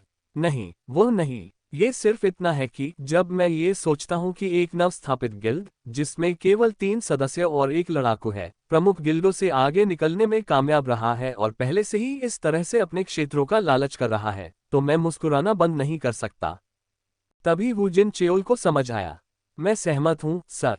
पूछने की बारी गोह गनहुई की थी। वह मुस्कान अभी भी उनके होठों पर अंकित थी। क्या आह जिन ने कोई स्पष्टीकरण दिया कि वे ऐसा क्यों करना चाहते हैं? उन्होंने कहा कि उनका एक व्यक्तिगत कारण है और वे चाहते हैं कि हम उन्हें केवल अगले सप्ताह या उसके आसपास के गेट्स की जिम्मेदारी सौंपें। 1 सप्ताह? क्या ये? जेजू द्वीप पर छापे के दौरान 3 प्रमुख गिल्डों के मास्टरों को हंटर से उनके कारण अपनी जान गंवानी पड़ी। यदि ये केवल 1 सप्ताह के लिए होता तो उनकी समझ प्राप्त करना कठिन नहीं होता। अगर कोई एक चीज है जिसके बारे में मैं अभी भी हैरान हूं, तो वह होगी। ऐसा इसलिए होगा कि हंटर सेओंग जिनवू खुद को इतने कठिन कार्यक्रम में रखने के लिए तैयार क्यों था, या कम से कम जब किसी और के नजरिए से देखा जाए। यह नहीं हो सकता। पैसे के बारे में, अगर उसे दौलत चाहिए तो और भी रास्ते थे। यदि वह संयुक्त राज्य अमेरिका या चीन के साथ बातचीत करता तो उसे भारी मात्रा में धन प्राप्त होता। हालांकि हंटर सेओंग जिनवू ने दक्षिण कोरिया में रहने का फैसला किया और उसने किसी भी गिल्ड के साथ सौदेबाजी करने की भी जहमत नहीं उठाई। तो फिर क्यों? गोह गनहुई की नज़र जल्द ही वू जिन चियोल पर पड़ी जो उसके पक्ष की रखवाली कर रहा था। पहले वाले ने ऐसे पूछा मानो ये बीत रहा हो। आपकी राय में आपको क्यों लगता है कि हंटर सेओंग इतने कम समय में इतने सारे गेट साफ करने की कोशिश कर रहा है? वू जिन चियोल ने अपने बॉस को जवाब देने से पहले एक पल के लिए इसके बारे में सोचा। एक चीज है जिसके बारे में मैं सोच सकता हूं, सर। गोह गनहुई को मुझे नहीं पता या निश्चित नहीं हो सकता कि तर्ज पर एक उत्तर की उम्मीद थी, इसलिए वह इस कुछ हद तक आश्चर्यजनक उत्तर पर अधिक ध्यान देने से खुद को रोक नहीं सके। वो क्या हो सकता है? मुझे याद है कि राक्षसों का शिकार करने की प्रक्रिया के दौरान वह कितना खुश था। वह राक्षसों का शिकार करके खुश था। जी श्रीमान। वू जिन चियोल ने हाल के अतीत की यादों को सामने ला दिया। यहां तक कि जब जिन वू हाई ऑक्स से लड़कर हंटर्स गिल्ड की मदद कर रहा था, तब भी वह खुशी से घूमता हुआ खुशी की अभिव्यक्ति कर रहा था। और बॉस स्तर के राक्षस को मारते समय वह विशेष रूप से उत्साहित था, सर। उसे शक्तिशाली राक्षसों का शिकार करने में खुशी महसूस होती है। गोह गनहुई को अतीत में जिन वू को ऐसा ही कुछ कहते हुए सुनना याद आया। मैं राक्षसों के खिलाफ लड़ना चाहता हूं। और जब से उसने ये घोषणा की है, वह लगन से अपना वादा निभा रहा है। वह कितना दिलचस्प व्यक्ति है। वह आदमी निश्चित रूप से केवल दिलचस्प होने के साथ साथ बहुत असाधारण भी था। तभी एसोसिएशन अध्यक्ष का कार्यालय अचानक टेलीफोन की शोर भरी घंटी से भर गया। राष्ट्रपति महोदय, यह उनके एक सहायक का फोन था। क्या चल रहा है? अमेरिकन हंटर ब्यूरो से एक कॉल आपका इंतजार कर रही है, सर। अमेरिका से? इतना ही नहीं, हंटर ब्यूरो से भी। गोह गनहुई ने अपना सिर थोड़ा झुका लिया। हंटर ब्यूरो कोरियाई हंटर एसोसिएशन के अध्यक्ष मुझसे संपर्क क्यों करेगा? संयुक्त राज्य अमेरिका जैसा देश दक्षिण कोरिया से सहयोग के लिए अनुरोध नहीं करेगा, तो यह संभवतः किस बारे में हो सकता है? मुझे इसके माध्यम से कनेक्ट करें। कॉल तुरंत कनेक्ट हो गई। फोन के रिसीवर से निकलने वाली आवाज बदलने में शायद 2 सेकंड भी नहीं लगे। हेलो, मैं हंटर ब्यूरो से एडम वाइट बोल रहा हूं। नमस्ते, यह कोरियाई हंटर एसोसिएशन से गोह गनहुई है। किसी भी महत्वाकांक्षी व्यवसाय के लिए मूल भाषा अंग्रेजी थी। और आश्चर्य की बात नहीं, गोह गनहुई के मुंह से धारा प्रवाह अंग्रेजी निकली। वह जापानी भाषा की तुलना में इस भाषा के प्रति कहीं अधिक आश्वस्त थे। जापानी भाषा में उन्होंने तभी रुचि ली जब वह बहुत छोटे थे। अमेरिका के हंटर ब्यूरो का हमारे साथ क्या काम है? एडम वाइट रुका नहीं और सीधे मुद्दे पर आया। हम अगले महीने की शुरुआत में एक कार्यक्रम आयोजित करने की योजना बना रहे हैं और दुनिया भर से कुछ सबसे प्रमुख शिकारियों को आमंत्रित करना चाहते हैं, मिस्टर गोह। ठीक है तो, और हम कोरिया के प्रतिनिधि के रूप में सेओंग जिन वू हंटर महोदय को रखना चाहेंगे। इससे पहले कि वह अपने छापे ठीक से चला सके, जिन वू ने पहले उपयुक्त गिल्ड की खोज की। उसे एक ऐसे गिल्ड की आवश्यकता थी जो उच्च रैंकिंग कालकोठरियों से प्राप्त विभिन्न लूटों के निपटान को दर्द रहित तरीके से संभाल सके। मेरा मतलब है, ऐसा नहीं है कि मैं यहाँ हर कुछ दिनों में एक बार छापा मारने की योजना बना रहा हूँ, क्या ऐसा है? आखिरकार एक नौसिखिया वाइस चेयरमैन के लिए अकेले ही व्यस्त छापेमारी कार्यक्रम से निपटना काफी कठिन होगा। इसके अलावा उसने सोचा कि बिचौलियों को हर बार लूट का सौदा करने देने के बजाय किसी अन्य गिल्ड के साथ साझेदारी बनाना और उनके साथ मिलकर काम करना कहीं अधिक फायदेमंद होगा। सवाल यह है कि मुझे किसके साथ जाना चाहिए। उसने शुरुआत में व्हाइट टाइगर के बारे में सोचा, जिसके साथ उसने अतीत में अक्सर बातचीत की थी, या हंटर्स गिल्ड के बारे में, जहां चाहे इन सदस्य थी, लेकिन अंत में उसने इसके बजाय नाइट ऑर्डर पर फैसला किया। ऐसा करने का उसके पास केवल एक ही कारण था, और ऐसा इसलिए होगा क्योंकि उसने हाल ही में एक साथ काम किया था।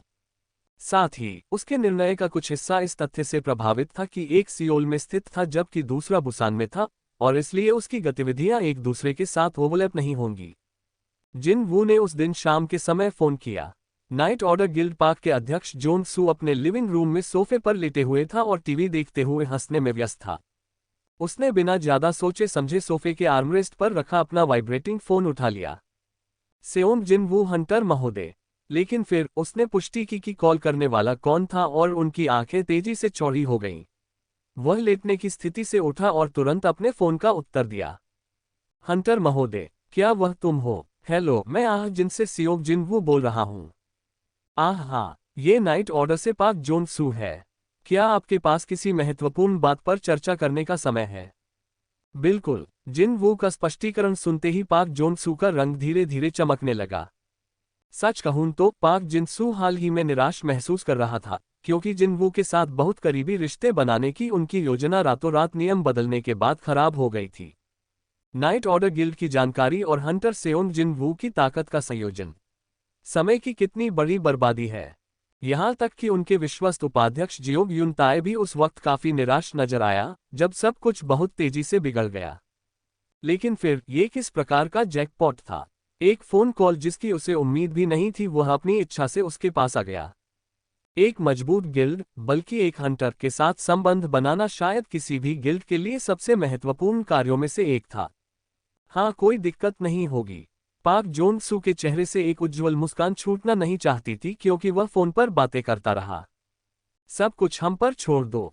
कालकोठरी से विभिन्न लूट को संसाधित करने का मामला नाइट ऑर्डर गिल्ड और उनके व्यापक पूर्व अनुभव के लिए उतना कठिन नहीं था। आमतौर पर जब कोई छापा नहीं दिखता तो गिल्ड की प्रोसेसिंग टीम हाथ पैर मारने के अलावा कुछ नहीं करती। तो इस स्थिति में उनका उपयोग करना कितना अच्छा होगा। जैसे ही पाक जोन सू ने बात की, मुस्कुराहट और भी चौड़ी हो गई।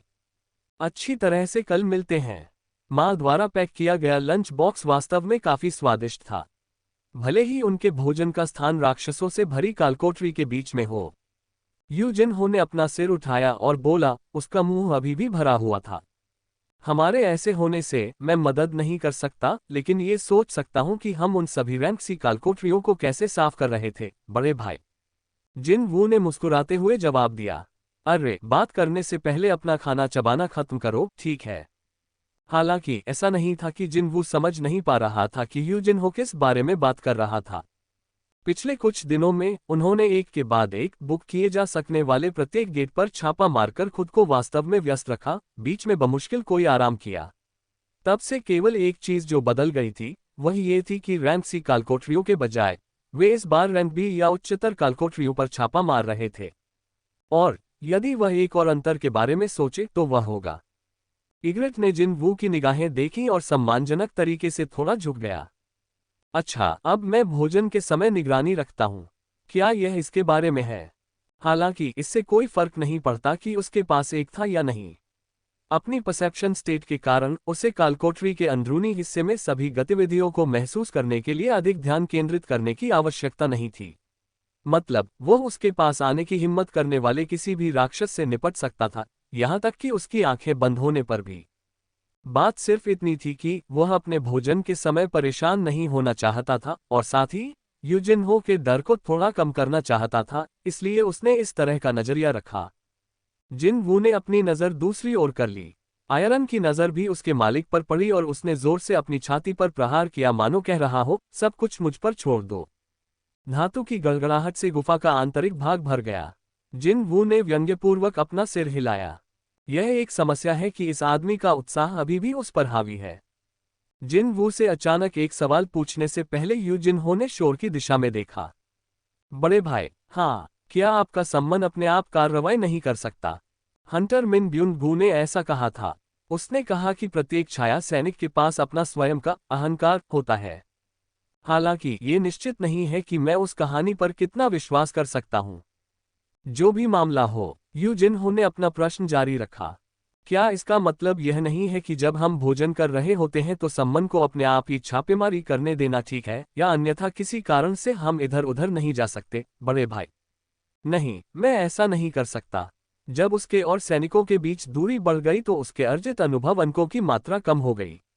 हालांकि वह वास्तव में यू जिनहो को यह नहीं समझा सका कि अनुभव के बिंदु क्या थे और वह सब, इसलिए जिनवू ने बस एक उदास गंभीर अभिव्यक्ति बनाई और उत्तर दिया, ये लोग, कौन जानता है कि जब मैं नहीं देख रहा हूं तो वे क्या करेंगे?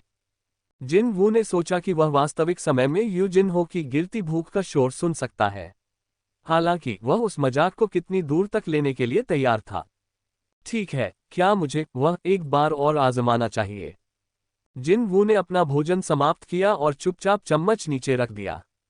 कौशल छाया भंडारण V2 वर्ग विशिष्ट कौशल सक्रिय करने को आवश्यक MP है, कोई नहीं। छाया सैनिकों को सम्मानकर्ता की छाया के अंदर संग्रहित करता है। संग्रहित सैनिकों को वापस खुले में बुलाया जा सकता है या बुलाने वाले की इच्छानुसार किसी भी समय वापस समाहित किया जा सकता है। संग्रहित छाया सैनिकों की संख्या 840/840। स्तर 2 प्रभाव संवेदी साझाकरण। आप अपनी संवेदी धारणा को अपने भंडारण से एक निर्दिष्ट छाया सैनिक के साथ साझा कर सकते हैं। शैडो स्टोरेज कौशल में नए जोड़े गए प्रभाव को सेंसरी शेयरिंग कहा गया।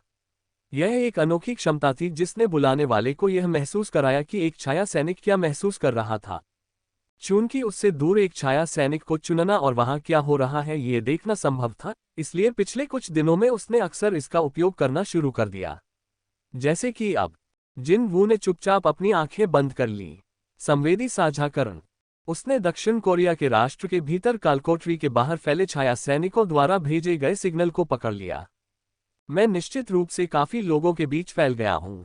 इसके बारे में ज्यादा चिंता किए बिना उसने उनमें से एक को देखने के लिए चुना।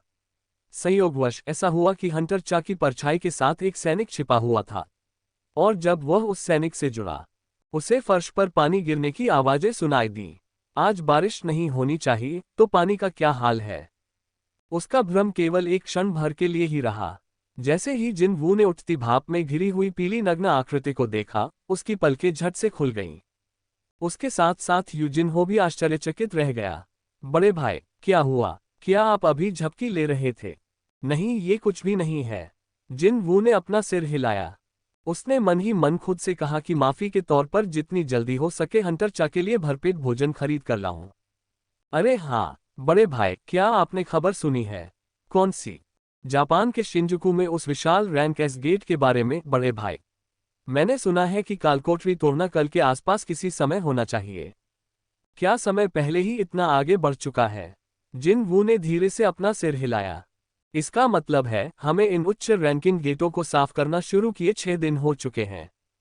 इन पिछले 6 दिनों के दौरान जिन वू बिल्कुल भी स्थिर नहीं था। हालांकि कछुए की गति से आगे बढ़ते हुए उसके अनुभव अंक लगातार बढ़ रहे थे। इसका परिणाम ये हुआ कि उसका स्तर 101 से बढ़कर 103 हो गया। बाकी सब कुछ भूलकर आगे बढ़ने पर ध्यान केंद्रित करने का यह उसका इनाम था। जिन वू ने अपनी इन्वेंटरी में संग्रहित काली कुंजी को बुलाया। काली चाबी उसकी हथेली पर साकार हो गई। आइटम करुतेनोन मंदिर की कुंजी। शेष समय 26 घंटे 51 मिनट 49 सेकंड।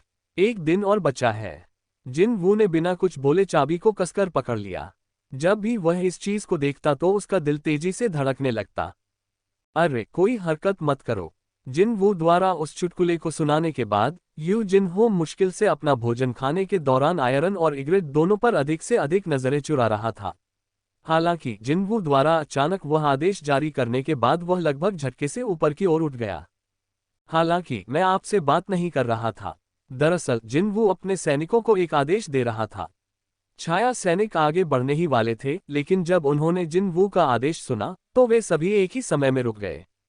गुफा के दूसरी ओर से जानवर अपने नुकीले दांत दिखाते हुए दरांती और लंबी तलवार जैसे हथियार लेकर दृश्य में चले आए।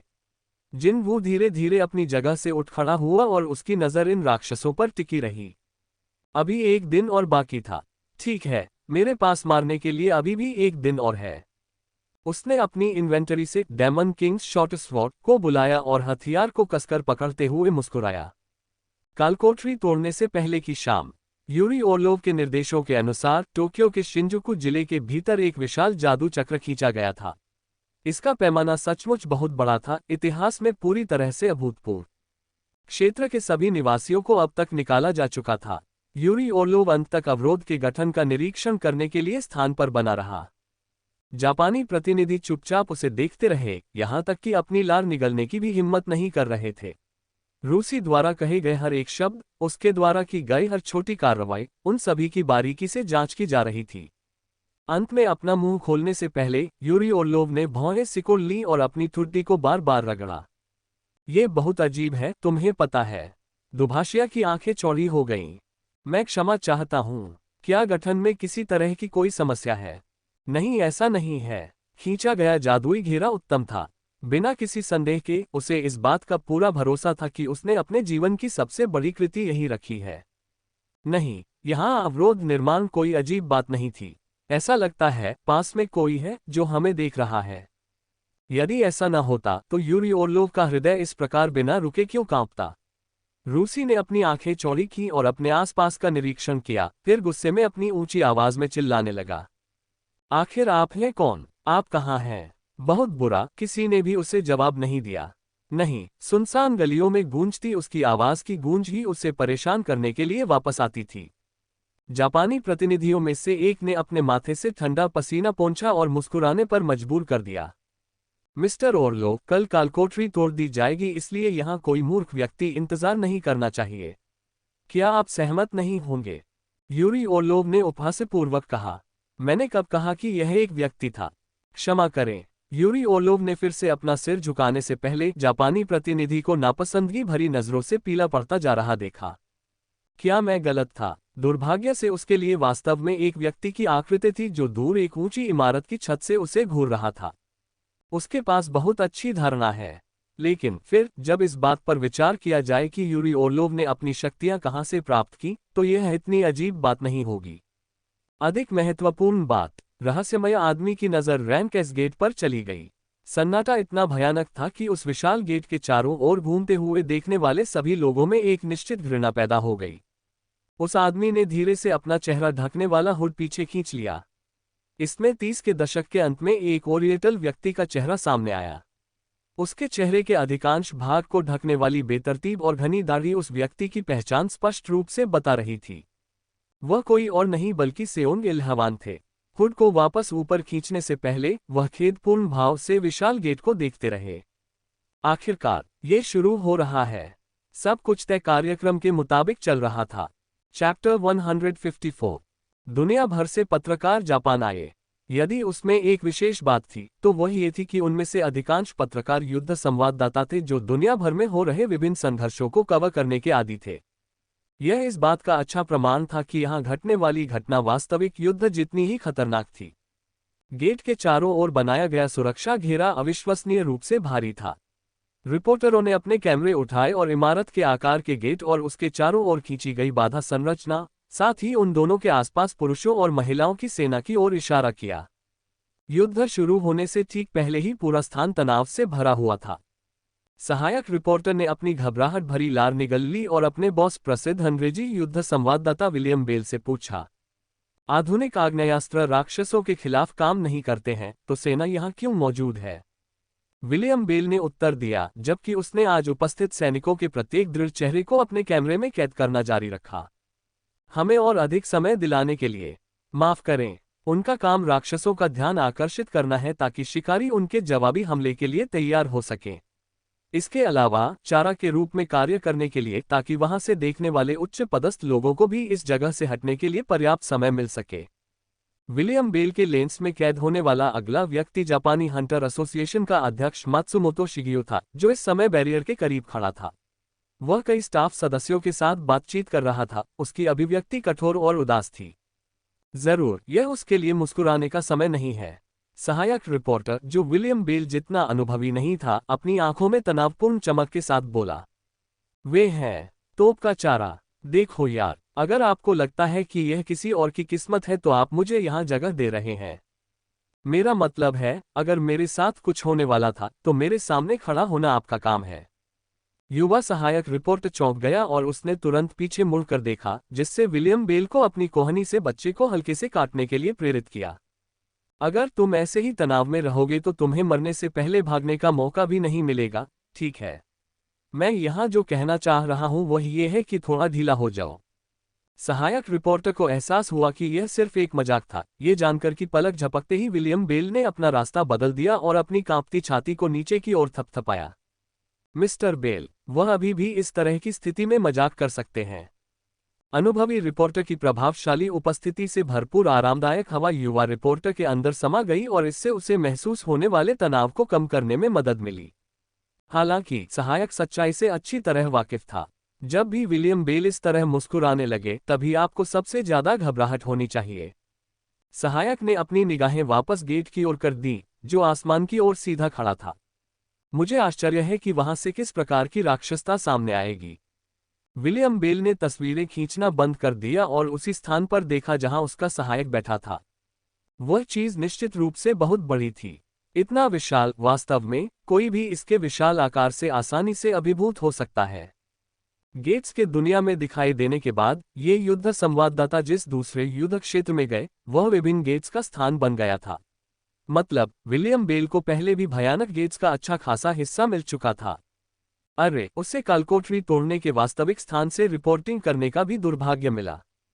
लेकिन तभी उसकी आंखों के सामने तैरता गेट बिल्कुल दूसरे दायरे में था। बस उस घृणित चीज को देखने से ही उसे ठंडे पसीने आ गए। शायद यही कारण था कि कोई उन्नत स्काउट दल नहीं भेजा गया।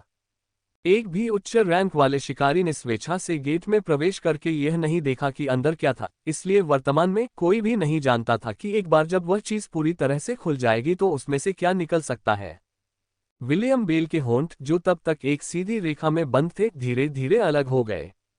निश्चित नहीं कि वहां से क्या निकलेगा, लेकिन इसके बाद उसके होठों पर एक कड़वी मुस्कान आ गई। लेकिन जो भी सामने आए, आइए बस प्रार्थना करें कि यूरी ओरलोव की बाधा उन्हें रोकने के लिए पर्याप्त मजबूत हो। आखिरी बार उसका कैमरा यूरी ओरलोव की दिशा में गया था, जो बैरियर के गठन का आखिरी बार निरीक्षण करने में व्यस्त था। रूसी शिकारी इस समय कान से कान तक मुस्करा रहा था। यह एकदम सही है। बहुत अच्छा। यूरी ओरलोव अब परिणामी बाधा के प्रति गहराई से आश्वस्त था, क्योंकि ठीक है, उसकी बाधाएं हमेशा असाधारण रही थीं। इसके अलावा वह एकमात्र चीज भी नहीं थी जो उसे प्रेरित कर रही थी। एसोसिएशन के अध्यक्ष मात्सुमोतो शिगियो इस बात से चिंतित था कि जापानी नागरिक इस सौदे के लिए उसे कड़ी फटकार लगाएंगे, इसलिए उसने सब कुछ चुपचाप रखा। परिणामस्वरूप जापानी जनता इस धारणा के तहत थी कि रूसी अपने दिल की भलाई के लिए यहाँ आए थे और उन्हें बहुत सारा दान देना शुरू कर दिया, और इसलिए इस तरह से उसे और भी अधिक धन कमाने का मौका मिला। इसके अलावा और भी बहुत कुछ था। अनगिनत पत्रकारों ने खतरों का सामना करते हुए आकर उनकी तस्वीरें खींची। दौलत और शोहरत। यूरी ओरलोव जिन दो चीजों के लिए पागल था, वे एक ही झटके में उसकी झोली में गिर गईं। उसने भीड़ के सामने आखिरी बार खुद पर जोर दिया, यह एकदम सही है। आज के बाद वह इतिहास की किताबों में रैनकेस गेट को अकेले अवरुद्ध करने वाले पहले व्यक्ति के रूप में दर्ज हो जाएगा। हालांकि मैं अकेले ही रैनकेस गेट पार करने वाले व्यक्ति के रूप में याद किया जाना पसंद करूंगा। बहुत बुरा, वह यहाँ बहुत अधिक लालची नहीं हो सका, क्योंकि उस शीर्षक के लिए बेहतर उपयुक्त एक और हंटर पहले ही सामने आ चुका था। वास्तविक रूप से कहें तो वह इसके बारे में क्या कर सकता था? वह आदमी एक हाथापाई प्रकार का शिकारी था, जबकि वह एक सहायक प्रकार का था। व्यक्ति को केवल अपने चुने हुए क्षेत्र में सर्वश्रेष्ठ बनना होता है। इसमें बस इतना ही था। अपने विचारों से थोड़ा बहकर यूरी ओरलोव ने अपनी आंतरिक जेब से अपनी हथेली के आकार का एक फ्लास्क निकाला। जब उसने ढक्कन खोला तो शराब की तीखी गंध बाहर आई। रूसी के बारे में सोचने का प्रभारी एसोसिएशन का कर्मचारी घबरा गया और उसने उसे रोकने की कोशिश की, लेकिन यूरी ओरलोव ने गुस्से में असहाय जापानियों की ओर घूर कर देखा। यह एक जश्न मनाने वाला टोस्ट है, समझे? टोस्ट। तो अपना तनाव दूर करें, ठीक है? क्योंकि मैं बहुत जल्द ही पृथ्वी पर सबसे महान शो पेश करने जा रहा हूं। अरे, तुम्हें एक घूंट चाहिए? मैं आपको बता रहा हूं, आपकी चिंताएं और तनाव एक ही बार में दूर हो जाएंगे। यूरी ओर्लोव ने अपना हाथ कर्मचारी के कंधों पर लपेटा और शराब चढ़ाने लगा। एसोसिएशन के अध्यक्ष मात्सुमोतो शिगियो ने दूर से उस दृश्य को देखा तो उसकी भौहें गहरी हो गईं। सोचिए, जापान का भाग्य ऐसे आदमी पर निर्भर करता है। उसने चुपचाप अपनी जीभ चटकाए और अपने बगल में मौजूद अपने साथियों में से एक से पूछा, कितने रैंक एस शिकारी स्टैंड बाय पर हैं? ये कुल 3 हैं, सर। 3? क्या ये 10 अभी भी जीवित रैंक एस हंटर्स में से केवल 3 ने एसोसिएशन के सम्मान का जवाब दिया। मात्सुमोतो शिगियो के चेहरे पर झुर्रियां दूसरे स्तर तक गहरी हो गईं। जेजू द्वीप पर हमले के बाद जापान में शिकारियों के समुदाय को एक विनाशकारी झटका लगा। उनका प्रभाव तब तक बहुत कम हो गया था जब तक कि यह निचले स्तर पर नहीं पहुंच गया। कुछ लोग अब जोर शोर से ये दावा कर रहे थे कि यह मात्सुमोतो शिगियो ही था जिसने रैंक एस हंटर्स को मौत के घाट उतार दिया था। वह अपने ही लालच में अंधा हो गया था और शेष रैंक एस हंटर्स के बहुमत ने उससे मुंह मोड़ लिया था। उन्होंने ये कहते हुए अल्टीमेटम भी दे दिया कि जब तक वह एसोसिएशन के अध्यक्ष रहेगा, वे दोबारा एसोसिएशन के आदेशों पर ध्यान नहीं देंगे। काश गोटो अभी भी यहाँ मेरे साथ होता। मात्सुमोतो शिगियो की बंद मुट्ठियां जोर से कांपने लगीं।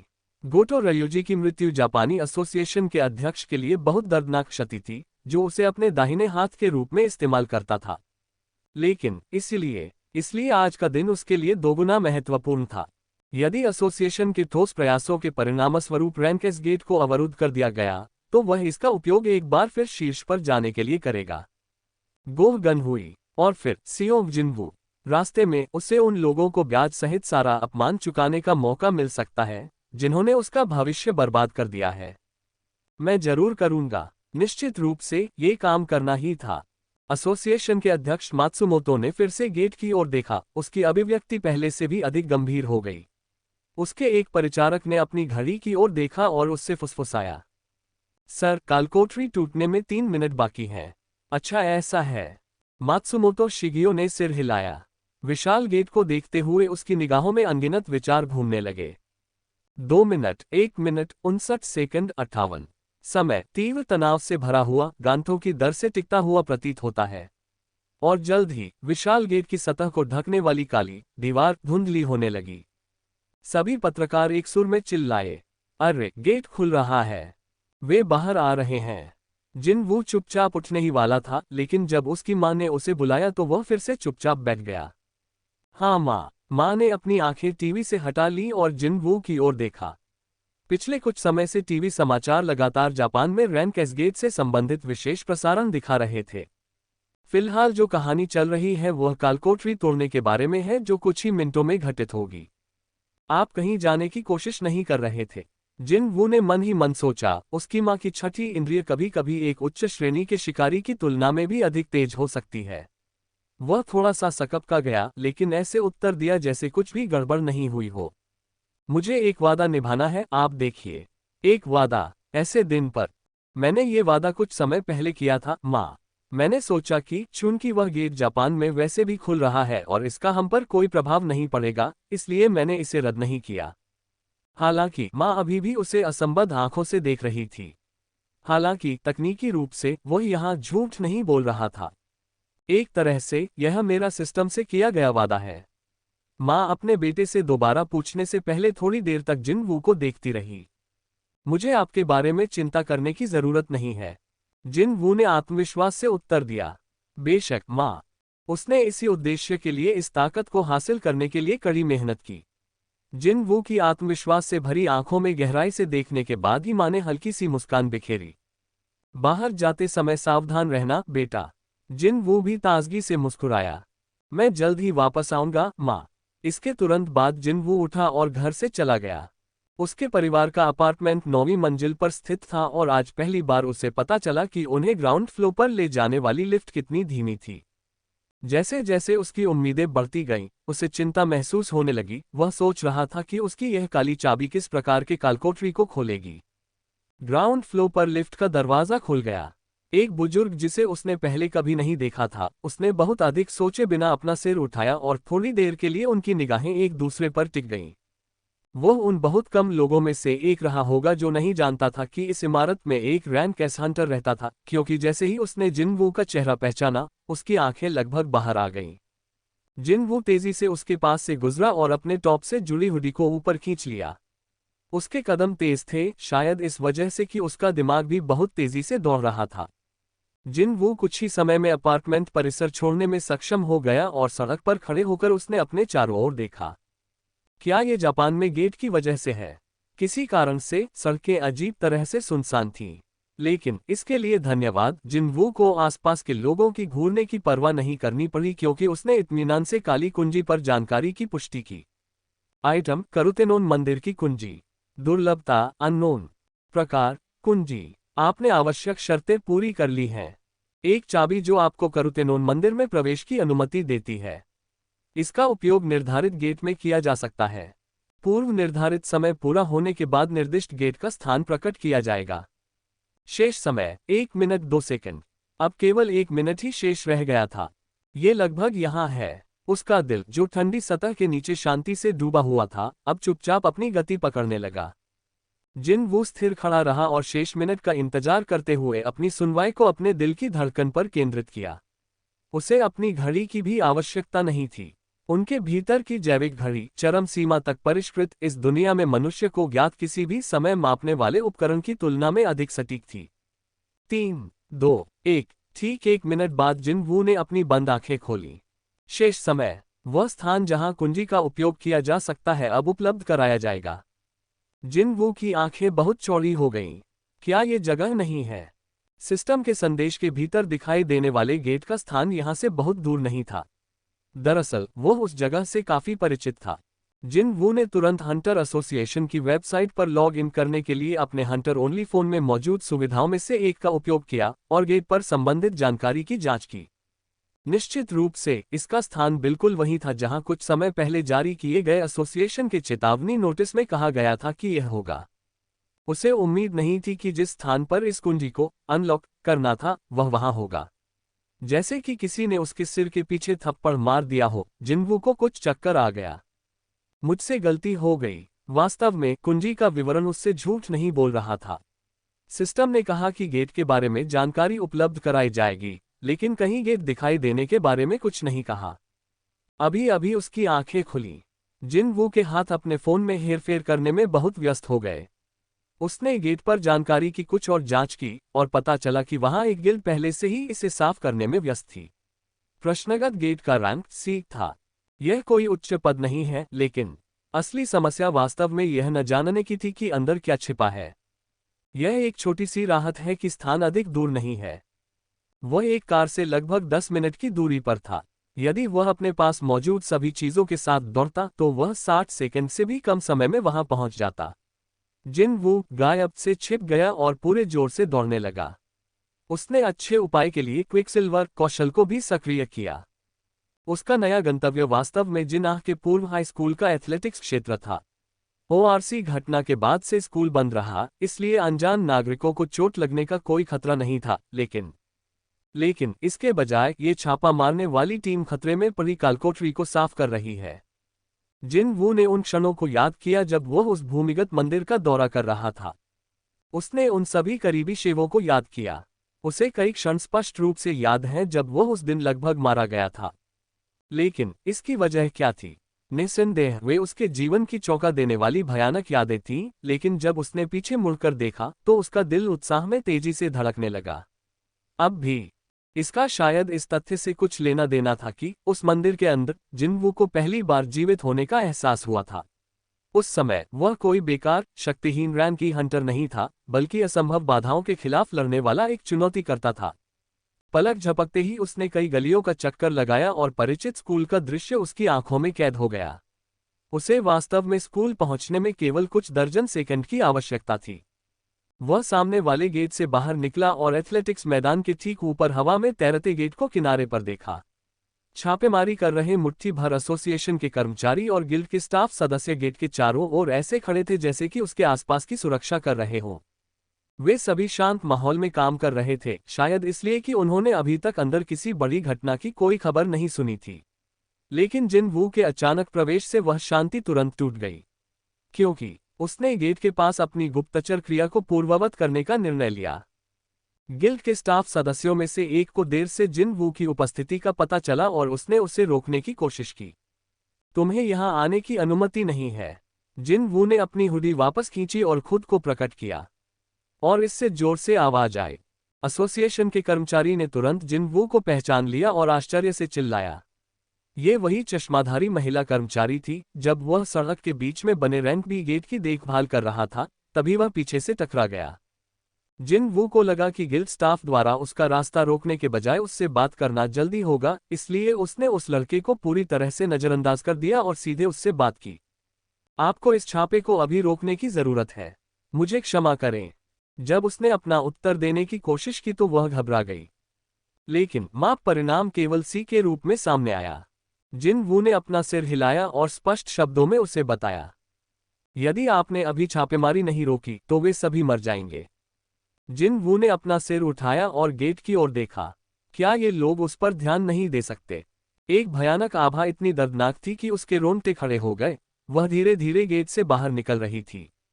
चैप्टर 155। कितना समय हो गया उन्हें अंदर गए हुए?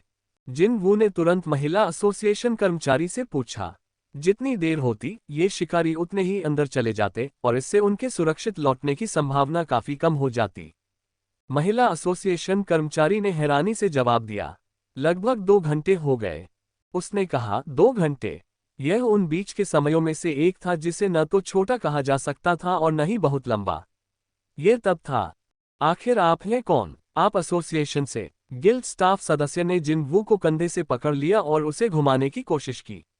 ऐसा लग रहा था कि यह लड़का इस नवागंतुक के रवैये से खुश नहीं था।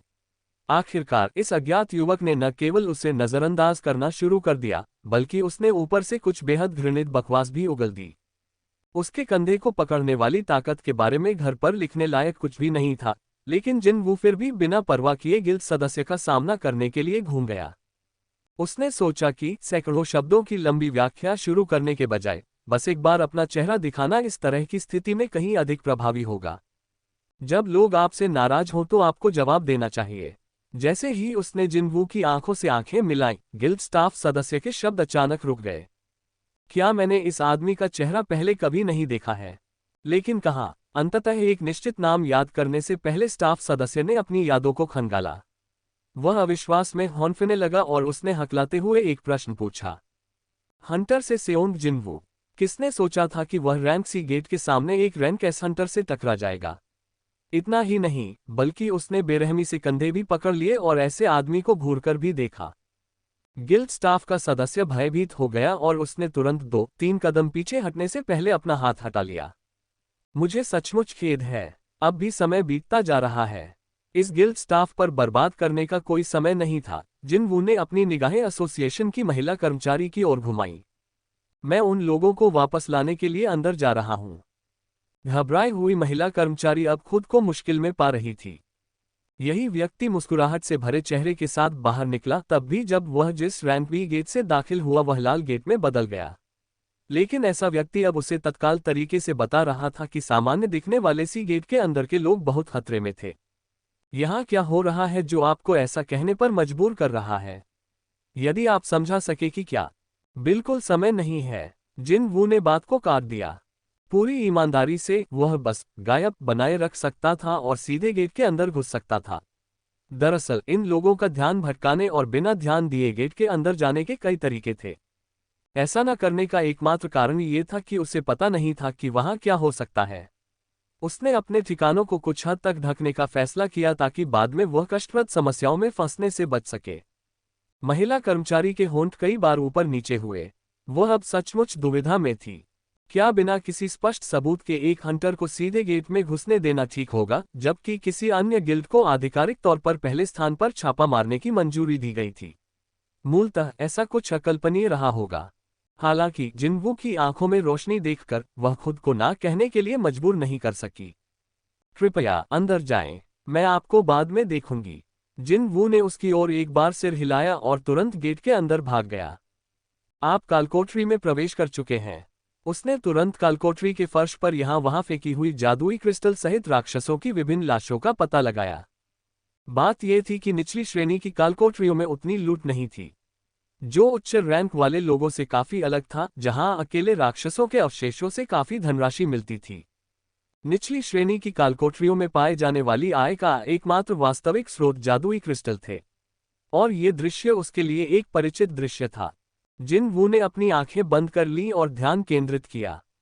किसी कारणवश उसे छापेमारी टीम की मौजूदगी का आभास नहीं हो सका। क्या वे पहले से ही हो सकते थे? जिन वू ने जल्दी से अपना सिर हिलाया। भले ही उसे बहुत देर हो गई हो, फिर भी ताज़ा मृतकों के शरीर से जादुई ऊर्जा रिस रही थी, लेकिन वह उस जादुई ऊर्जा को समझ भी नहीं सका। जिन वू ने चुपचाप कालकोठरी के अंदरूनी हिस्से का अध्ययन किया, इससे पहले कि उनमें डेजा वू की एक निश्चित भावना आ जाए। सचमुच ये स्थान किसी कारण से परिचित लग रहा था। उसने पहले भी ऐसी कालकोठरी देखी थी। यदि उसकी स्मृतियां उसके लिए सही थीं, तो इस कालकोठरी का लेआउट लगभग उसी दोहरी कालकोठरी के समान था जहां से उसने अपनी शक्तियां प्राप्त की थीं। अगर ऐसा है तो जिन वू ने तेजी से अपना रास्ता बनाया जहां पिछली बार दोहरी कालकोठरी का प्रवेश द्वार था, और निश्चित रूप से कालकोठरी के भीतर एक और प्रवेश द्वार था। ये पहले जैसा ही है। तभी उसे एहसास हुआ कि वह छापा मारने वाली टीम के हंटर्स की मौजूदगी को क्यों नहीं भांप सका। ये कालकोठरी, ये निरर्थक रूप से बहुत बड़ी थी। उस समय भी यही स्थिति थी। निश्चित रूप से ये निम्न रैंक वाले शिकारियों की चलने की गति थी, लेकिन फिर भी उसे उस अजीब द्वार तक पहुंचने में लगभग 1 घंटे का समय लगा। यदि इस कालकोठरी की संरचना वैसी ही होती जैसा वह जानता था, तो शिकारियों के लिए अब वास्तव में बहुत दूर होना कोई आश्चर्य की बात नहीं होगी, और उन शिकारियों की उपस्थिति को महसूस करना भी लगभग असंभव था जिनके पास व्यक्तिगत रूप से जादुई ऊर्जा की नगण्य मात्रा थी। जिन वू ने गुफा में गहराई से देखा। एक ही रास्ता था, और पहले की ही तरह ये पूरी तरह अंधेरे में डूबा हुआ था। लेकिन वह चिंतित नहीं था। अपने परसेप्शन स्टेट को उसने चरम सीमा तक पहुंचाया, उसे उस स्याह अंधेरे के भीतर का रास्ता दिखाया। जिन वू की आंखें कैमरे में कैद रात के जानवरों की तरह हल्के ठंडे रंग में चमक रही थीं। मुझे ये दिख सकता है। उसकी आंखें तेजी से रोशनी की कमी की आदी हो गईं और उसे अंधेरे में छिपी एक के बाद एक वस्तु दिखाई देने लगी। जिन वू ने गोली की तरह आगे बढ़ने से पहले एक छोटी लेकिन गहरी सांस ली। पृष्ठभूमि छवियां एक पल में बार बार वापस गिर गईं। ये वास्तव में एक लंबा मार्ग था, फिर भी उसकी गति तेज थी और उसे अपनी मंजिल तक पहुंचने में अधिक समय की आवश्यकता नहीं थी। और उस समय हमें इस जगह पर 1 घंटे तक पैदल चलना पड़ता था। इस सड़क पर पहली बार चलने की तुलना में उसने कितनी नाटकीय प्रगति की। जल्द ही उसे आगे लोगों की मौजूदगी का एहसास हो गया। वे छापा मारने वाले दल के शिकारी थे। वे भी एक जगह आसपास खड़े थे। जिन वू ने शुरू में सोचा था कि वे किसी युद्ध में शामिल थे या सभी मर चुके थे, लेकिन शुक्र है कि ऐसा नहीं था। जब वह काफी करीब आ गया तो उसे उनकी आवाजें सुनाई दी। जब हम इतनी दूर आ गए तो तुम वापस जाना चाहते हो। जब जिन वू उनसे बहुत दूर नहीं रुका, तो उसने कुछ ऐसे शब्द सुने जो अजीब तरह से परिचित लग रहे थे और उनके मुंह से एक अजीब सी हंसी निकल गई। हालांकि यह कितनी राहत थी। ऐसा लग रहा था कि इन लोगों ने अभी तक अंदर कदम नहीं रखा है। यदि वे ऐसा करते तो उनके पास इतना समय भी नहीं होता कि वे इस प्रकार व्यर्थ के मजाक में अपनी सांसें बर्बाद कर सकें। आगे उसे एक औरत की आवाज सुनाई दी। तो फिर आप क्या करना चाहते हैं? जब हमने उस पर जादू डाला तब भी दरवाजा नहीं हिला। क्या बाहर वापस जाना और एक बड़े गिल्ड का सहयोग प्राप्त करना बेहतर नहीं होगा? हाँ, मुझे लगता है कि यह बेहतरी के लिए हो सकता है। ये लोग उस दरवाजे के सामने इधर उधर बहस करने में व्यस्त थे जो उनके प्रयासों के बावजूद नहीं खुल रहा था। जिन वो समझ सकता था कि वे कहां से आ रहे थे। ये पता चलने के बाद कि यह वास्तव में एक दोहरी कालकोठरी है, वे अकथनीय धन संपत्ति पर हाथ डालने का सपना देख रहे होंगे। मतलब लगभग 1 घंटे तक बिना रुके चलने के बाद वे कभी भी खाली हाथ वापस जाना पसंद नहीं करेंगे। हालांकि यहाँ उस समय का जीवित गवाह था। जिन वो बिना किसी हिचकिचाहट के आत्मविश्वास से सच को जोर से कह सकता था। यह एक जाल है। शिकारियों ने जिन वू की उपस्थिति को तब तक ठीक से नहीं पहचाना था जब तक वह उनकी स्थिति के करीब नहीं पहुंच गया था। जाहिर है, उनके पीछे के अंधेरे से अचानक आए आवाज से वे चौंक गए। क्या बकवास है? आप कौन हैं? जिन वू ने अपनी ठुड्डी से उस स्टील के दरवाजे की ओर इशारा किया जिसे उसने पहले देखा था और उत्तर दिया। मैं दोहरी कालकोठरी घटना का उत्तरजीवी हूँ। दोहरी कालकोठरी घटना से बचे एक व्यक्ति। शिकारियों ने एक दूसरे पर नजरें डाली और आपस में धीरे धीरे फुसफुसाए। क्योंकि अंदर बहुत अंधेरा था, उन्हें जिन वू का चेहरा पहचानने में थोड़ा समय लगा। क्या क्या वह हंटर सेउंग जिनवू नहीं है? वह क्या था? छापेमारी टीम के सदस्यों का ध्यान हंटर पर गया जिसने जिनवू की पहचान की, और जिस अगली दिशा में उनकी निगाहें गईं, वह स्वाभाविक रूप से जिनवू का चेहरा था। अब जब आपने इसका उल्लेख किया है, ये वास्तव में वह है। लेकिन एक रैंक एस हंटर यहाँ क्यों आएगा? जिनवू दरवाजे की ओर करीब बढ़ा। अज्ञात दरवाजे के आसपास के शिकारियों ने उसके लिए जगह बनाने के लिए अपने रास्ते अलग कर लिए। उसने हल्के से अपनी हथेली दरवाजे पर रखी और शिकारियों से बोला, मुझे पता है इस दरवाजे के पीछे क्या है। जिनवू को अतीत की यादें ताज़ा हो गईं, क्योंकि वास्तव में बहुत लंबे समय के बाद आखिरकार उसे इसी दरवाजे के सामने खड़ा होना पड़ा। ये वह स्थान था जहां सिस्टम ने उसे आमंत्रित किया था। इन शिकारियों की खातिर, साथ ही खुद की खातिर, वह किसी भी बिन बुलाए मेहमान को इधर उधर नहीं भटकने दे सकता था। भारी आवाज में बोलने से पहले जिनवू ने पीछे मुड़कर उपस्थित प्रत्येक शिकारी की ओर देखा। ये जगह अविश्वसनीय रूप से खतरनाक है। मैं अब से चीजों का ख्याल रखूंगा, इसलिए कृपया आपको बाहर लौटना होगा। आसपास का माहौल काफी अस्त व्यस्त हो गया। यदि ये तथ्य नहीं होता कि जिनवू एक सुपर प्रसिद्ध रैंक एस हंटर था, तो ये लोग तुरंत असंतोष में फूट पड़े होते, जैसा कि उनके चेहरों पर झलक रहा था। उन सभी में से वह आदमी जिसने पहले कहा था कि वह खाली हाथ वापस नहीं जा सकता, उसे बस कुछ कहने के लिए आगे आना पड़ा। क्षमा करें सियोग हंटर महोदय। वह इस छोटे से मध्यम गिल्ड का मास्टर था जो इस छापेमारी को आगे बढ़ा रहा था। हमने ब्रेवरी गिल्ड में इस कालकोटरी मेले और चौराहे पर छापा मारने का परमिट खरीदा। आपको हमें जाने के लिए कहने का कोई अधिकार नहीं है। ये सही है। आप जानते हैं, एस रैंक होना ही सब कुछ नहीं है। इन हंटर्स की ओर से आ रहे विरोध का जवाब देते हुए जिनवू ने अपना मुंह एक सीधी रेखा में बंद कर लिया। वे इस तरह से व्यवहार कर रहे थे, भले ही वह उन पर एहसान कर रहा था और उनकी मदद करने की कोशिश कर रहा था। हालांकि इसका मतलब यह नहीं था कि वह उन्हें एक एक करके स्थिति समझाने की योजना बना रहा था। वैसे भी मुझ पर ऐसा करने का दायित्व नहीं है। वह इन लोगों के लिए जो कर सकता था, उसने किया। इसलिए जिनवू ने इसे स्वयं चुनने का निर्णय उन पर छोड़ने का निर्णय लिया। यदि वह ईमानदार था, तो वह उस विचार के प्रति इतना उत्सुक नहीं था, क्योंकि उसे अभी भी वह भयानक कीमत याद है जो उसे और उसके साथी एसोसिएशन हंटर्स को चुकानी पड़ी थी जब उन्होंने वही निर्णय लिया था जो ये लोग लेने वाले थे। जिनवू ने निशब्दतापूर्वक दरवाजे का सामना किया और दरवाजे के हैंडल को घुमाने की कोशिश की। जिनवू ने नीचे धकेल दिया, लेकिन अपनी स्ट्रेंथ स्टेट के साथ भी वह हिलना नहीं चाहता था। क्या इसमें किसी प्रकार का प्रतिबंधात्मक जादू है? इसके बिना इस तरह का मामूली स्टील का दरवाजा अब तक हिल चुका होता। तभी उस परिचित रिंग के साथ उसकी आंखों के सामने एक नया सिस्टम संदेश प्रकट हुआ। करुतेनोन मंदिर का दरवाजा फिलहाल बंद है। कृपया दी गई कुंजी का उपयोग करें। इसीलिए तो मुझे चाबी की जरूरत पड़ी। जिनवू ने काली चाबी निकाल ली। बस उसके द्वारा कीहोल में छेद करने से दरवाजा अपनी इच्छा से खुल गया। ब्रेवरी गिल्ड की छापेमारी टीम के सदस्यों ने उसके यहां पहुंचने से पहले ही पुष्टि कर दी थी कि दरवाजा कितनी कसकर बंद था। तो जब इतनी जिद से बंद दरवाजा इस तरह आसानी से खुल गया, तो उनकी सामूहिक भौहें सदमे से ऊपर उठ गईं। अरे क्या बला है? उसने इसे कैसे खोला? जिनवू ने उनकी फुसफुसाहटों को नजरअंदाज कर दिया और ठंडे स्वर में उनसे बात की। मैं तुम्हें रोकने की कोशिश नहीं करूंगा। यदि तुम मेरे पीछे पीछे अंदर आना चाहते हो तो आगे बढ़ो। बेशक वह उन्हें चेतावनी देना भी नहीं भूला।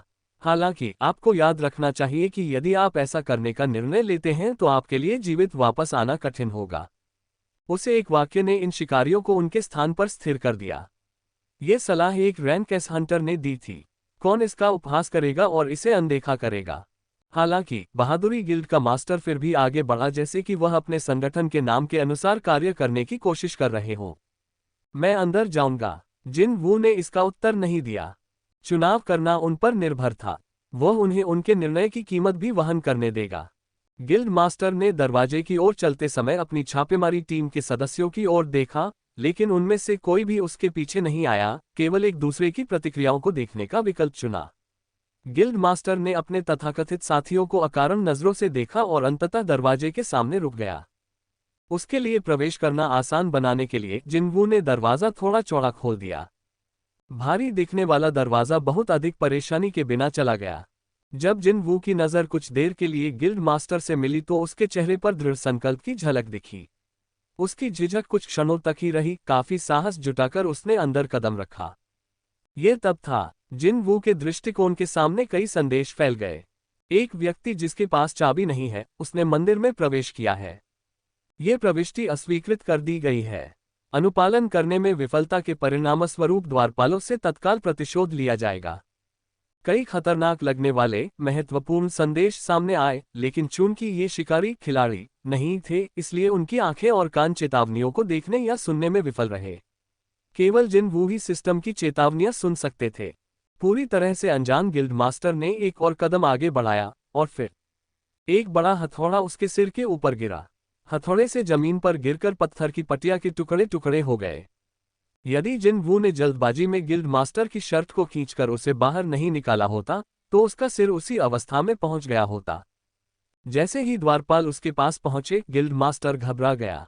जिन वू ने असहाय हंटर को पकड़ लिया और उसे जल्दी से बंद करने से पहले दरवाजे के बाहर फेंक दिया। अंदर जो चीजें मिली वो सब ऐसी ही हैं। जिन वू अन्य शिकारियों का सामना करने के लिए घूम गया।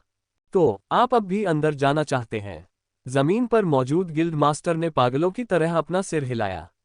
उसके साथ ही गिल्ड सदस्यों ने तुरंत उसकी मदद की और वे दोगुने गति में वहां से भाग निकले। ये पुष्टि करने के बाद कि शिकारी हमेशा के लिए चले गए हैं, जिन वू वापस अंदर गया। कुंजी धारक प्रवेश कर चुका है। उसके पीछे जोर की आवाज के साथ दरवाजा बंद हो गया। इस कक्ष का विशाल पैमाना, दीवारों को भरती हुई पत्थर की मूर्तियां, और फिर इस कक्ष के सबसे गहरे हिस्से में स्थित एक भगवान की विशाल मूर्ति। सब कुछ उसकी यादों से मेल खाता था। मैं लौट आया हूं। उसका दिल सचमुच तेजी से धड़कने लगा। हालांकि तब की तुलना में एक स्पष्ट अंतर भी था। वह कोई और नहीं बल्कि वह खुद ही होगा। वर्तमान जिन वू अपने अतीत से अलग, अब इन पत्थर की मूर्तियों की सच्चाई को आसानी से समझ सकता है। ये मूर्तियां राक्षस नहीं हैं, न ही ये आरंभ से ही जीवन रूप है। नहीं, वे बस तारों से बंधी कठपुतलियां थीं, किसी और चीज से जुड़ी हुई थीं। इस कक्ष के भीतर जादुई ऊर्जा उत्सर्जित करने वाला केवल एक प्राणी था। फिर भी यह अपनी जादुई ऊर्जा को इतनी कुशलता से छुपा रहा था कि जिन वू के लिए भी इसे सीधे तौर पर महसूस करना असंभव था। इसके बजाय वह केवल अशुभ और भयानक आभा का ही पता लगा सका। जिन वू धीरे धीरे उस बदमाश के पास चला गया। तो आप असली थे। जिन वू ने इसे बातचीत में शामिल करने की कोशिश की, लेकिन प्राणी ने किसी भी तरह की कोई प्रतिक्रिया नहीं दिखाई। ओह, तो अब आप इसे उसी तरह खेलना चाहते हैं? जिन वू के होठों के कोने ऊपर उठे हुए थे। उसने अचानक अपनी गति बहुत बढ़ा दी और शॉर्टस्वर को प्राणी की छाती में घोंप दिया। परंतु फिर उसके हमले को उस पत्थर की गोली से रोक दिया गया जिसे प्राणी ने पकड़ रखा था। शॉर्टस्वर का ब्लेड गोली में गहराई से घुस गया। यहां मौजूद कई मूर्तियों में से केवल एक ही पत्थर की मूर्ति थी जिसके हाथ में एक पत्थर की पट्टिका थी। अंत में अपनी पीठ पर 6 पंखों वाली पत्थर की मूर्ति ने अपने चेहरे पर मुस्कुराहट के साथ पत्थर की गोली के ऊपर जिन वू को देखा और बोली, आप आ गए। दूसरी ओर गगनचुंबी इमारतों जितने ऊंचे गेट से राक्षस एक एक करके बाहर निकलने लगे। वे आखिर क्या हैं? ये राक्षस दैत्य थे। सबसे अधिक कठिनाई वाले रैंक के गेट्स में अक्सर बॉस के रूप में काम करने वाले राक्षस अब आम प्राणियों की तरह सामने आ रहे थे। ये दिग्गज हैं। जबकि इस तमाशे को देखने वाला हर दर्शक घबरा रहा था और जल्दबाजी में कदम पीछे ले जा रहा था। केवल यूरी ओर्लोव शांत रहा और उसने अपने फ्लास्क से एक और घूंट लिया। इतना ही हो तो कोई हर्ज नहीं। ये राक्षस इतने डरावने थे कि किसी की भी रूह कांप जाए। हालांकि यूरी ओर्लोव को अपने द्वारा बनाई गई बाधा के प्रति गहरा विश्वास था। मेरे पास आओ। और पैसों के मामले में उसकी भविष्यवाणी सही साबित हुई। दिग्गजों ने गेट के आसपास की अदृश्य दीवार पर प्रहार करना शुरू कर दिया, लेकिन वह मजबूती से खड़ी रही और 1 इंच भी नहीं हिली। उन्होंने अपने कंधों से धक्का दिया और यहां तक कि अपने पूरे शरीर को दीवार के खिलाफ फेंक दिया, लेकिन यूरी ओर्लोव का अवरोध गठन उतना ही सही साबित हुआ जितना उसने पहले दावा किया था। बैरियर के पीछे फंसे दिग्गजों का उपहास करते हुए यूरी ओर्लोव जोर से हंसा। ऐसे ही करीब 30 मिनट बीत गए। बैरियर को तोड़ने के लिए भगदड़ मचाने के बाद दिग्गज थक गए होंगे, क्योंकि वे अचानक गेट में वापस चलने लगे। उस दृश्य को देख रहे सभी लोग सदमे में चिल्ला उठे। अरे बाप रे, राक्षस कालकोठरी से बाहर आकर गेट के अंदर वापस जा रहे हैं। ऐसी बात बिल्कुल अकल्पनीय थी। यहां मौजूद किसी भी व्यक्ति ने पहले कभी इस तरह की बात नहीं सुनी। अपने अनगिनत वर्षों के अनुभव के साथ ये पत्रकार अब बिना रुके अपने कैमरे चला रहे थे, मानो वे इस दृश्य को देखकर वास्तव में प्रसन्न महसूस कर रहे हों। और जब आखिरी विशालकाय वापस गेट के अंदर चला गया तो एसोसिएशन के अध्यक्ष मात्सुमोतो शिगियो अपनी सीट से खड़ा हो गया और जल्दी से ताली बजाए। इसके कुछ ही समय बाद अकेले ताली बजाने की आवाजें कई हो गईं और यह उत्तेजित चीखों में बदल गईं और अंततः खुशी के ऊंचे जयकारों में बदल गईं।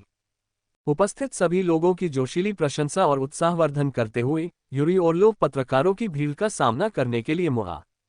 ये केवल मैं ही कर सकता हूँ। मैं ही वह व्यक्ति हूँ जो रैमकेस गेट को अवरुद्ध कर रहा है। जैसे ही उसने ये घोषणा की, उनकी गर्दन पर मोटी मोटी नसें उभर आईं।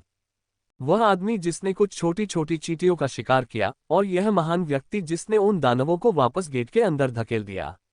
आपको मुझे ये बताने की जरूरत नहीं है कि कौन अधिक अद्भुत है, ठीक है?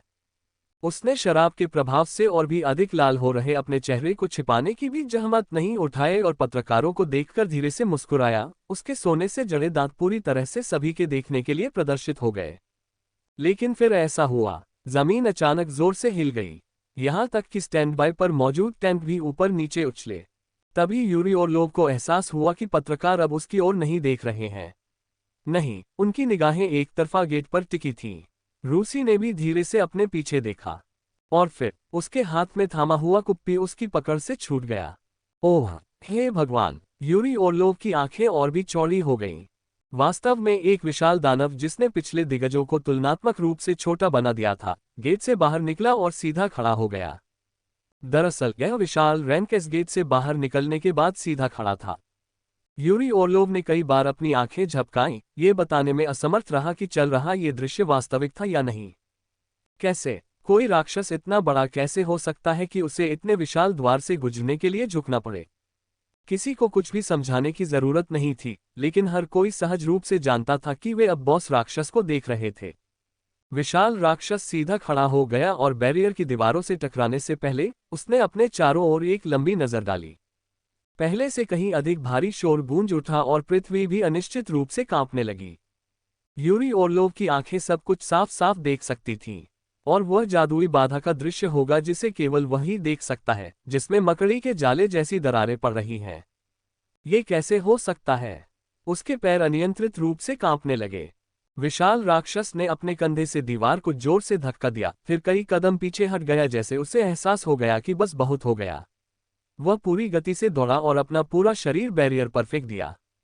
यह तब था जैसे ही जमीन पर जादू के घेरे को रोशन करने वाले प्रकाश के कण दूर हो गए, एक विस्फोट की आवाज हवा में भर गई। यूरी ओर्लोव ने उसी समय चिल्लाना शुरू कर दिया। विशाल राक्षस, जैसे ही उसने अदृश्य दीवार को नष्ट कर दिया, नीचे पहुंचा और उस रूसी को उठा लिया जो अभी भी अपनी जादुई ऊर्जा को बाधा में भेजने की कोशिश कर रहा था। अब दानव के हाथ में फंसकर यूरी ओर्लोव चिल्लाया क्योंकि हड्डी तोड़ने वाले दर्द ने उसके पूरे शरीर को बर्बाद कर दिया था। वह बुरी तरह इधर उधर छटपटाया। हालांकि जब विशाल राक्षस ने फिर से अपना मुंह खोला तो उसकी चीखें नहीं सुनी जा सकी। और तब उस विशालकाय राक्षस के पीछे, जिसने यूरी ओर्लोव को एक ही बार में निगल लिया था, वे सभी दिग्गज जो गेट पर वापस लौट आए थे, फिर से उमड़ रहे थे।